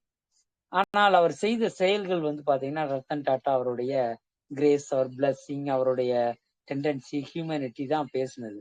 அதுபோல நாம விட்டு போகும்போது ஒரு மருத்துவராக, ஒரு நல்ல ஒரு ரியல் ஒரு சித்தாந்தத்தை வெளிப்படுத்திய ஒரு அற்புத சித்தனாக நம்ம நீங்க ஏரோநாட்டிக்கல் டிபார்ட்மெண்ட் ஏர்ஃபோர்ஸ் ஒர்க் பண்ணியிருந்தாலும் ஒரு மக்களுக்கு பயன்படும் விதமா ஏரோநாட்டிக்கல் டெக்னாலஜியை வந்து அற்புதமா நம்ம உடலியல் வாசி நெறிமுறைகள் அனைத்தையும் பக்குவப்படுத்தி கொடுத்த அந்த பதம் இருக்கு பாருங்க, அமிர்த பதம். அது பிரசாதமாக இன்னைக்கு நம்ம சாப்பிடுற விதம், சாப்பிடுறதுன்னா நமக்கு தேவையான ஒன்று. நம்ம எதை வேணாலும் கடையில பசிக்கு எதையாவது சாப்பிடுறோம்னு நினைக்கிறத விட எனக்கு இப்போது தேவையான வாட் டைப் ஆஃப் மினரல்ஸ் அப்படிங்கிற ரகசியத்தை வந்து உருவாக்குகின்ற அந்த தன்மை எவ்வளவு முக்கியத்துவம் வாய்ந்ததுங்கிறத உணர்ந்ததுனால சொல்றேங்க. மிக அற்புதமான பயணங்கள்ல நான் ரொம்ப நாள் ஆச்சு உங்க கூட பேசி. எனக்கும் சில காரணங்கள்னால சின்ன சின்ன டிஸ்டர்பன்ஸ் ஹெல்த் ஓரளவுக்கு இயற்கை என்னை மீண்டும் மீட்டெடுத்து கொண்டே இருக்கிறது. அது அந்த வகையில அன்னைக்கு நன்றி சொல்லி எங்களை எல்லாம் உருவாக்குவதற்கும் ஒரு தைரியமாக வழிநடத்துவதற்கும் as a லீடர்ஷிப் அந்த கர்னல் ஒரு கேப்டன் அப்படிங்கிற மாதிரி நான் பெருமைக்காக சொல்லல, முகஸ்துதியும் அல்ல. இன்று எனக்கு என்னமோ உங்கள்கிட்ட பேசணும்னு பட்டுச்சு, அதனால நான் சொல்றேன். மிக அற்புதமான இந்த பயணத்துல வந்து நீங்க காட்டுகின்ற அந்த ஒவ்வொரு ராஜ மண்டலங்களும் பஞ்சபூதத்தினுடைய ஆர்கன் கிளாக், அதுல இருக்கக்கூடிய ரகசியங்கள், பீஜங்கள், விண்ணியல் மண்ணியல் சாரத்தை வந்து அகத்தியம் போவர் என்று சொல்லி காட்டிய ரகசியங்கள் எல்லாம் எவ்வளவு அற்புதமான எளிமையாக போய் சேருகின்ற சித்தாந்தங்கள் என்று உணர்ந்தவர்களுக்கு தெரியும். உங்களுடைய பயணம் மேலும் மேலும் எல்லோருக்குமே இது வந்து சேரணும். ஒவ்வொரு பொக்கிஷமாக வந்து நீங்க கொடுக்குற விஷயங்கள் வந்து நிச்சயமாகவே மறுக்கவே முடியாது. ஏதாவது ஒரு காரணத்துல வந்து ஏதாவது ஒரு நேரத்துல அதை வந்து அவங்களுடைய வாழ்க்கைய திருப்பி போட்டுட்டு கண்ணை மூடிட்டு குருட்டு பாடம் படிக்கிறதோ குருட்டு பாதையில போறதுக்கு உங்களை வந்து return back of reality platform அப்படிங்கிற விஷயத்த வந்து கொடுக்கறதுல நீங்க தான். அது அந்த கீழர்ன்றதை விட இப்ப டாக்டர் கீழர்லாம் என்ன வேணாலும் இப்ப நம்ம ப்ரொஃபஷனலா இருக்கோம். பட் அதே நேரத்துல வந்து ஒரு குருவா, நான் உங்களை குருன்னு தான் சொல்லுவேன், அந்த குருவாக இருக்கக்கூடிய ரகசியங்கள் இப்படி வந்து நான் எப்படியோ அப்படின்னு சொல்வதை வந்து நல்லதோ கெட்டதோ அப்படிங்கிற ரகசியத்துல நமக்கான பொறுப்பின்மை எப்படின்னா வாட் எவர் ஐ ஆம் அந்த இடத்துல moreover mostly it is because of them. அந்த பிகாஸ் ஆஃப் தெம் என்ற இடத்துல வந்து நீங்க குருவா இருக்கீங்க, தாயும் தந்தையுமா. மெடிக்கல் டிபார்ட்மெண்ட்டா இருக்கட்டும், டெக்னிக்கல் டிபார்ட்மெண்ட்டா இருக்கட்டும், எல்லாத்தையுமே ஒரு புரியும்படியான பிசிக்கல் மெக்கானிசம் அறவி புறவி என்ற ரகசியத்தோடு கூடிய அகத்தியம் இந்த புலத்தியத்தில் நாம் காண்கின்ற அகபஞ்சமும் பிரபஞ்சமும் ஆகிய சூட்சுமங்கள் நமது நிலையில் எப்படிப்பட்டது என்பதெல்லாம் ஒவ்வொரு விஷயத்திலையும் உங்களை உற்று கவனித்தோம்னா உங்களுடைய கிளாஸ் ரிவன் திருப்பி போய் எப்பயாவது ஃப்ரீ டயத்துல ரெக்கார்ட் பண்ணி காதல் கேட்டு டிராவல் பண்ணும்போது கேட்கும்போது பாத்தீங்கன்னா புது புது வேர்ட்ஸ் அந்த நிறைய வார்த்தைகள் பாத்தீங்கன்னா புது புது ரிசர்ச்மெண்ட்டுக்கு உங்களுடைய சிசியர்களாக, அதனால குருன்னு சொல்றேன், எங்களை தூண்டுகின்ற அந்த தூண்டல் இருக்கு பாருங்க, அது வந்து குருபதம் மிக அற்புதமானது என்று எனக்கு பேசணும்னு தோணுச்சு, அதனால நான் சொல்றேன். இது வந்து ஐயாவுக்கும் தெரியும், என்னை பத்தி பாலகிருஷ்ணனுக்கும் தெரியும். இருந்தாலும் மிக அற்புதமான இந்த பயணம், மிக ஆழமான பயணத்துல கேட்டுக்கிட்டே இருந்தேன். சின்ன சின்ன ஒர்க் பண்ணிட்டு இருந்தேன், அவ்வளவுதான். ஒர்க் போன்ல பேசிட்டு இருந்தேன், கவுன்சிலிங் பண்ணிட்டு இருந்தேன். எல்லா விஷயங்களுக்கும் கிரிட்டிக்கலான ஒரு நிலைகளுக்கெல்லாம் தைரியம் என்று சொல்லப்படுகின்ற அந்த மென்டல் டிசார்டர், அதுல இருக்கக்கூடிய ரகசியங்கள் தான் இன்னைக்கு 4448 நோய்கள் வாதம் பித்த கபம் சொன்னாலும் மென்டல் டிசார்டர்னு சொல்லக்கூடிய மனவியாதிகள் தான் 40,000 அதோட ஆட் ஆயிடுது. அப்போ எவ்வளவு பெரிய விஷயங்களை வந்து இன்னைக்கு ஒரு சேலஞ்சிங்கா இருக்கக்கூடிய ரகசியங்கள், இந்த வைரஸ் வந்துருச்சு அந்த வைரஸ் வந்துருச்சுன்னு போராடினாலும் இஸ் அ மைண்ட்லெஸ் அண்டு தியானம், அமைதியாக உன்னை உற்று கவனின்னு சொல்லக்கூடிய உங்களுடைய ரகசியங்கள், கழிவு நீக்க தத்துவம், அந்த உணவு முறையை மாற்றிய நிலையில் எது வேணுமோ அந்த டேஸ்ட். இப்ப அற்புதமா டேஸ்ட் பத்தி சொல்லிட்டு இருந்தீங்க, அதுல மிகப்பெரிய ரகசியம் புளிப்புன்னு ஒரு விஷயம் சொல்லி அது குழந்தைகளுக்கு எப்ப தரணும், அதனுடைய தன்மைகள், காமத்தை தூண்டும் ரகசியங்கள், எப்படிப்பட்ட செக்ஸுவல் ஆர்கனுக்கு அது எப்படிப்பட்டவை என்பதை எல்லாம் உணர்த்தும் போது ஒரு டேஞ்சன்டர்ஸ் சொல்ற அந்த சுழுமுனை வாசிக்கு அப்பாற்பட்ட சுவையை பற்றி ஒரு விஷயம் உணர்த்துனீங்க பாருங்க. அது வந்துலாம் வந்து இது வந்து ரெக்கார்டிங்ல கேட்கும்போது நிச்சயமா ஒரு 4 டாக்டர்ஸ், ஒரு ஹீலர்ஸ், ஒரு ஆல்டர்னேட்டிவ் சயின்ஸ்ல இருக்கவங்களுக்கு எல்லாம் இது ஒரு பேசிக், ஒரு அடிப்படையிலான ஒரு பெரிய ஒரு வரப்பிரசாதமான ஒரு அற்புதமான சிலபஸ் என்பதை உணர்ந்திருப்பாங்க. நான் உணர்ந்ததுனால அதை பெருமைப்பட பேசிக்கிறேன். நன்றி நன்றி ஐயா, மிக்க அற்புதமான பயணம். உங்களுடைய வாழ்த்துக்களுடன் இன்றென்றும் உங்கள் அன்பு குமரேசன். நன்றி ஐயா. நன்றி நன்றி ஐயா. வசிஷ்டர் வாயால் பிரம்மரிஷி பட்டம் வாங்கிட்டேன். ஹீலர் அப்படின்றது நான் ஹீலர் கிடையாது. உங்கள் உடலில் இருக்கின்ற ஹீலிங் பவரை தூண்டி விடுறதுதான் என் வேலையை தவிர நான் எந்த வியாதியும் குணப்படுத்துறது கிடையாது. ஐ எம் ஹீலர் அப்படின்ற ஏன் பேர் வச்சுட்டேன் அப்படின்னு நான் கூட வைக்கல. இதுவும் ஒருத்தர் எனக்கு வச்ச பேர் தான். நான் வந்து விஜயகுமாரா தான் இருந்தேன். அப்புறம் ஹீலர் அருணாச்சலம் விஜயகுமார் அப்படின்றது ஏன் மாறுச்சு அப்படின்னு கேட்டீங்கன்னா, நான் எந்த நோயும் குணப்படுத்துவதே அல்ல, உங்கள் உடலை பயன்படுத்தி அதை குணப்படுத்துறதுதான். அதை தூண்டி விடுங்கள், இறைவனை உணர்ந்து நீங்கள் இறைவனாக மாறுங்கள், மருத்துவத்தை புரிந்து கொண்டு நீங்கள் வைத்தியனாக மாறுங்கள். இதுதான் என்னுடைய 2 தாரக மந்திரம். இதுதான் அந்த விஷயத்தை நான் கொண்டு போகுது. கருமையம் அப்படின்ற 13ஆம் தேதி என்னுடைய புஸ்தகம் வெளியே வரும், இந்த 8வது புஸ்தகம். அதில் எப்படி ஒரு தாய் சிற்பியாக மாறுவாள், இந்த கேட்டையான் ஆனையான் சொல்லப்படுகின்ற இந்த பிரம்மாண்டம், கேட்டபாலிசம் ஆனபாலிசம் ரெண்டும் சேர்ந்தால் மெட்டபாலிசம். இதுதான் உங்களுடைய இயக்கம், இதுதான் கோள்களின் கோலாட்டம். அதுக்கப்புறம் இது அதான் மோனோசாக்கரம், டயாசாக்கரம், தண்ட உறுப்புகள்.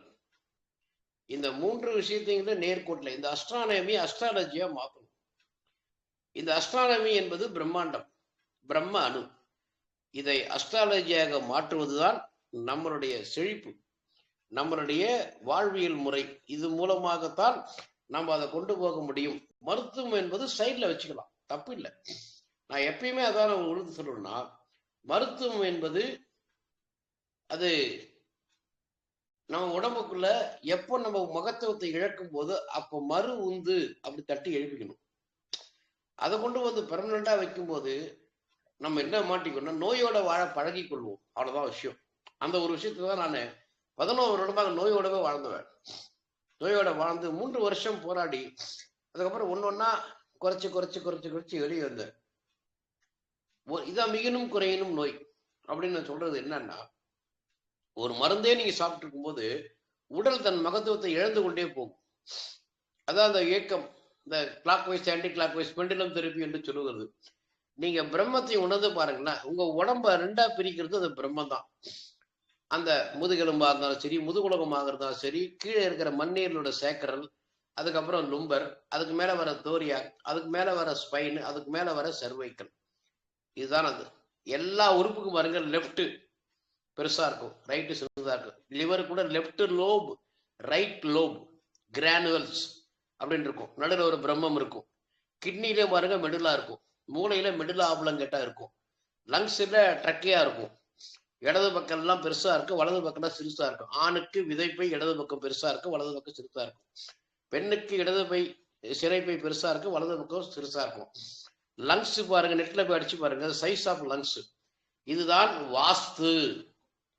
நம் உடல் அமைப்புக்கு ஏற்றாற் போல் உறுப்பு அமைப்புகளும் வாஸ்து. நீங்க ஸ்கேன் எடுத்து பாருங்களேன், kidney size, liver size normal, kidney size normal என்ன சொல்றான்?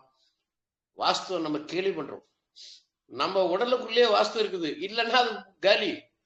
6 அடி இருக்கிற அமிதாப் பச்சனுக்கும் 4 அடி இருக்கிற அவன் முண்டாட்டி ஜெயபாதிரிக்கும் வித்தியாசம் இருக்குது. இதான் வெங்கடேஷ் சொல்லுவாரு, cut is Amitabh Bachchan legs and bit it to ஜெயபாதிரின்னு. ஸோ மருத்துவம் என்பது அப்படிதான் பார்க்கும். ஆனால் மகத்துவம் என்பது அப்படி கிடையாது. எல்லா நாட்டிலையும் பாருங்க, உங்க ஜப்பான்லயும் குழந்தை பிறகுது, சைனாலையும் குழந்தை பிறகுது, இந்தியாலையும் குழந்தை பிறகுது. அங்க குள்ளமா பிறக்கும், இங்க சப்பையா பிறக்கும், இங்க வெள்ளை வெள்ளையா கருப்பு கருப்பா புள்ளி புள்ளியா பிறக்கும். ஆனா இயக்கம் ஒன்றுதான், செல்லோட அமைப்பு ஒன்றுதான், அதனுடைய மனசுதான். மனசு என்று சொன்னா, இப்ப 10 லட்சம் கோடி செல்லுல ஒரு 1 லட்சம் கோடி செல்லு ஒன்னா இணையும் போது கல்லீரலா மாறும், இன்னொரு 1 லட்சம் மண்ணீரலா மாறும். ஆனால் அமைப்பு என்பது ஒன்றுதான். இன்ஃப்ராஸ்ட்ரக்சர் என்று சொல்லப்படுகின்ற இயக்கம் மாறும்போது தான் அது சேரும். இப்ப கல்லீரல கேன்சர் வந்துச்சுன்னா கல்லீரல் செல்லு இருக்கிற மாதிரி மனசை நம்ம படைக்கல. இதுதான் அவங்க மனசு வெளியே பேசி ஏமாத்தது. உறுப்புகளோட திருமூலர் சொன்ன விஷயம் தான். அந்த செல்லோட மனசு அப்படின்றது இப்போ 10 லட்சம் கோடி செல்லு ஒண்ணு முடியா இருக்கும், ஒண்ணு விரல் நகமா இருக்கலாம், இன்னொன்னு சதையாக இருக்கலாம், இன்னொன்னு உறுப்பாக இருக்கலாம். அதெல்லாம் ஒன்னா சேரும். இதை ரீஜெனரேஷன் அண்ட் ரெனோவேஷன் அப்படி சொல்லப்படுகின்ற விஷயம். ரெனோவேஷன்ல தேவைப்படும் போது மட்டும்தான் அது மாறிக்கும். ரீஜெனரேஷன்ல வருஷம் மாறும். ஒண்ணு கும்பாபிஷேகம், இன்னொன்னு திருவிழா. வருஷம் நடக்கிறதுக்கு பேரு திருவிழா, 12 வருஷம் நடக்கிறது பேரு கும்பாபிஷேகம். இந்த கிளான்ஸ் எல்லாமே 12 வருஷத்துக்கு கொடுத்ததுதான் மாறும். ரீஜெனரேட்டிவ் ஆர்கன்ஸ்ல வருஷம் மாறும். இதான் புரட்டி போட்டு ஆசி வழங்கி, ஐப்பசியில் மழை நீரை எடுத்து, கார்த்திகையில் காற்றை கரைத்து, மாறுகின்ற கழிவுகளை வெளியே துரத்தி, மார்கழியில் தை மாசம் பூத்து குலுங்கி, உன்னோட வாழ்கின்ற மாட்டுக்கும் பொங்கல், உனக்கும் பொங்கல். அதுக்கப்புறம் வெயில் காலத்துல கழிவு வெளியேற்றும். இதுதான் கிரகநிலை, கிரகங்களின் கோலாட்டம், நம்மளுடைய சீசன் சொல்லப்படுகின்ற பருவநிலை மாற்றம். இந்த பருவநிலை மாற்றம் தான் சீசன்ல வர காய்கறி பழத்தை விடாதீங்க. காய்கறியை அவித்து உண்ணுங்கள், பழங்களை அப்படியே உண்ணுங்கள். இறைவனால் சமைக்கப்பட்டது, பஞ்சபூதங்களால் சமைக்கப்பட்டது கனிகள், கொட்டைகள், பருப்பு வகைகள். மனிதனால் சமைக்கப்பட்டது வெப்பத்தை ஏத்தணும். வெப்பத்தை ஏத்தனாதான் உங்க உடம்பு அந்த வெப்பத்தை ஏத்துக்கும். அதெல்லாம் பச்சையா சாப்பிட்டீங்கன்னா, அதெல்லாம் ரொம்ப பெரிய கான்செப்ட் உள்ள போனோம்னா, அதே நீரோட சேர்த்து வச்சு நம்ம குலுக்கி உமி நீரோட சாப்பிடணும். நீரையும் நாம் ஆகாரமாக மாற்றணும். நம்ம நீர் ஆகாரம்னா ஒண்ணு மோரு தயிர்னு போயிடுறோம். நீரையும் ஆகாரமாக மாற்றுகின்ற உமிழ்நீர், திடமான உணவையும் மருந்தாக மாற்றுகின்ற உமிழ்நீர். உமிழ்நீர் இதான். உமிழ்நீருக்கும் உவர்ப்பு நீருக்கும் வித்தியாசம் இருக்கும். உமிழ்நீர் உணவோட சேரணும், இல்லை என்றால் ஜொல்லு வந்து பல்லு அரிக்கும். இது உவர்ப்பு நீர், ஈரும் போகும் பல்லும் போகும். இது ஜொல்லுன்னு சொல்லுவான். இதை நம்ம கிருமின்ற ஆங்கில மருத்துவத்தில் ராத்திரில கிருமி வந்ததுன்னுவான். கிருமியும் கிடையாது, உரிமையும் கிடையாது. உவர்ப்பு நீர் பல்ல போட்டுரும், பல்ல எனாமெல்லாம் போயிடும். இதான் ஜொல்லிங், ட்ரூலிங் சொல்லுவான். இது பேரு ட்ரூலிங் என்பது வேறு, உமிழ்நீர் என்பது வேறு. எச்சில் என்பது வேறு, உமிழ்நீர் என்பது வேறு. எச்சில் என்பது அரைக்கப்பட்டது கரிமல வாயு. எப்படி பிராணவாயு உள்ள போய் கரிமல வாயு வெளியே வருதோ, உமிழ்நீர் ஓப்ப நீரா மாறும். இதான் ஓர்ப்பு என்று சொல்லப்படுகிறது. ஸோ இதெல்லாம் ஒரு கட்டத்தில் நம்ம போறப்போ, இதெல்லாம் நான் மருத்துவம் நான் படிக்கவே இல்லை, சத்தியமா சொல்றேன். நான் எந்த அஸ்ட்ரானமி ஏரோநாட்டிக்கல் படிச்சதை தவிர அங்கதான் எனக்கு அனாலிசிஸ்டே வந்துச்சு உள்ள. ஸோ மருத்துவம் என்பது டயக்னோசிஸ், வைத்தியம் என்பது அனாலிசிஸ்ன்னு எனக்கு எப்ப புரிஞ்சுது? 2008 தான் புரிஞ்சுது. 2008 2 கிட்னி மேலேயே கட்டி வச்சுக்கிட்டு நான் பிச்சைக்கார மாதிரி அலைஞ்சேன், கதர்னேன். அதுக்கப்புறமா இன்னைக்கு எல்லாம் சரி பண்ணி முடிச்சு பிறகு போன வாரம் எடுத்த report, both kidneys are normal size, no cyst. சூப்பரா என் குழுவில் போட்டிருக்கேன், ரெக்கார்டு எடுத்து போட்டிருக்கேன். அப்போ எதை நான் உணர்ந்தேன், எதை நான் பயணித்தேன், இது எல்லாருக்கும் பலிக்குமா அப்படின்றது எனக்கு தெரியாது. எனக்கு பலிச்சிச்சு. என் வழியை தான் நான் சொல்ல முடியுமே தவிர, நான் போன பாதையை சொல்ல முடியுமே தவிர, மற்றவர்கள் போன பாதை தவறு என்று நான் சொல்லவே மாட்டேன். அவர்களுக்கு பலன் அளிச்சா சரி, எப்படியாவது ஊருக்கு போய் சேர்ந்தா சரி, அவ்வளவுதான். ஆனா போற பாதையை மாறலாம். அது சித்த மருத்துவமா இருக்கலாம், ஆயுர்வேதமா இருக்கலாம், யுனானியாக இருக்கலாம், ரேக்கியாக இருக்கலாம், ஃப்ளவர் மெடிசனாக இருக்கலாம், ஹோமியோபதி மெடிசன், ஏதாவது இருந்துட்டு போட்டோம், நல்லா ஆனா சரி, அவ்வளவுதான். திரும்ப அது பக்கம் போகாம இருந்தா சரி, அவ்வளவுதான். ஆனா நான் அதை கட்டியா பிடிச்சிட்டு, சரி இதெல்லாம் நம்ம அவசர காலத்துக்கு வச்சுக்குவோம், இதை நம்ம இப்ப கூட நான் ஆன்டிபயோட்டிக் நான் எடுக்கவே மாட்டேன். இன்னைக்குதான் முந்தானதான் ஆர்டர் பண்ணி அன்பு டாப்லெட்ஸ் வர வச்சேன். 10 சொட்டு காலில், நைட்டு 10 சொட்டு, முடிஞ்சு போச்சு, அவ்வளவுதான். 13 வேரோட நீர், அது எந்த சுவையுமே இருக்காது, ஆல்கஹால் இருக்காது, ஸ்பிரிட் எதுவுமே இருக்காது, ஜஸ்ட் வாட்டர். அதுதான் நான் நம்புறது. ஏன்னா நான் முதல்ல சிவாங்கி வைத்தியம் பண்ணியிருந்தேன். சிவாம்பு வைத்தியத்தில் வந்து பயமா இருக்கு பண்றதுக்கு, அது ரொம்ப பிரச்சனை பண்ணுதுன்னு சொல்லிட்டு அதுக்கப்புறம் தான் இதுக்கு நான் போனது. இந்த வேறு மருந்து ஹோமியோபதிக்குள்ள நான் போல, I am homeopathy physician also. அதுக்குள்ளே நான் போகாம வச்சிருந்தேன், அவ்வளவுதான். இது மட்டும் தான் எடுத்து வருஷத்துக்கு ஒரு தடவை ஒரு பாட்டில் எடுப்பேன். இந்த வருஷம் எடுக்காம விட்டதுனால போட்டு ஆட்டி எடுத்துச்சு, விரல், முதுகு, தோள்பட்டை எல்லாம் பண்ணுச்சு. ஆனா இன்னைக்கு எல்லாத்தையும் கரைச்சிட்டு சந்தோஷமாக ஆண்டோர்கள் சார்ந்தவர்கள் ஆசைகளோடு நம்ம வசிஷ்டர் என்று சொல்லப்படுகின்ற குமரேசன் ஐயாவோட இதோட சேர்ந்து எல்லாத்தையும் நான் கடந்து பயணிச்சு வரும்போது அதை நன்றி செலுத்தணும் எல்லாருக்குமே. இந்த பிரபஞ்சத்தில் நம்மளுக்கு நல்லதும் கொடுக்கும், கெட்டதும் கொடுக்கும். நல்லதுக்கு நன்றி சொல்லுங்கள், கெட்டதுக்கும் நன்றி சொல்லுங்கள். ஒன்றில் பாடம் கற்றுக்கொண்டீர்கள், இன்னொன்று சிலபஸை உருவாக்குகிறீர்கள். இரண்டுத்துக்கும் நன்றி சொல்லிட்டு இதான் சொன்னான், பன்றிக்கு நன்றி சொல்லி. பன்றி என்று வராகம். குன்றின் மேல் ஏறு நின்றால் குலசேகரனை காணலாம். வாழ்க வளமுடன். வேற எந்த கேள்வி?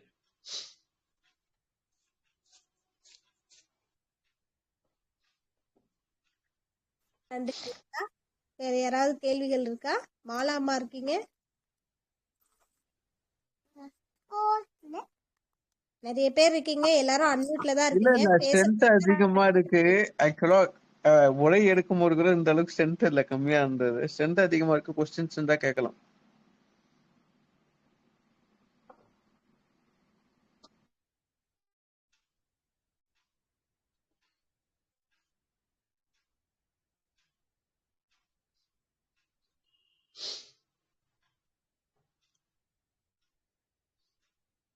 எல்லாம் இப்போ வந்ததுனால எல்லாம் குழம்பு இருப்பாங்க நினைக்கிறேன். நான் என்ன பேசணும்னு தெரிஞ்சிருக்காது யாருக்கும்.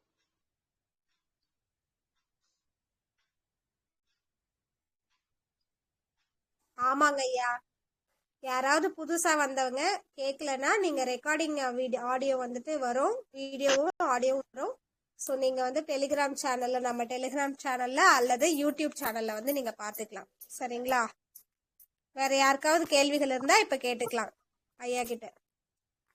எல்லாரும் அன்மியூட்ல தான் இருக்கீங்கம்மா, பேசிக்கலாம்.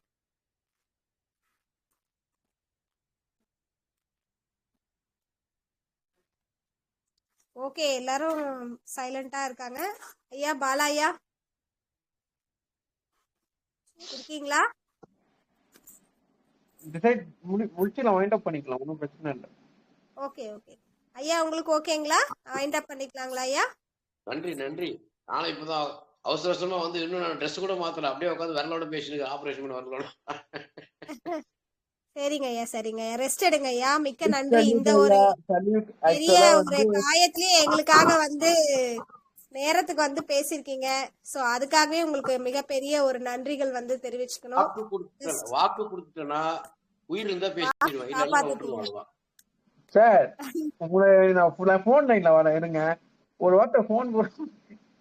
சரி, நான் போன் லைன்ல வரேன். முடிச்சுக்கலாமா? நன்றிங்க ஐயா. சரிங்க ஐயா, நன்றிகள் ஐயா. பாத்துக்கோங்க ஐயா, நன்றிகள். வாழ்க வளமுடன் ஐயா.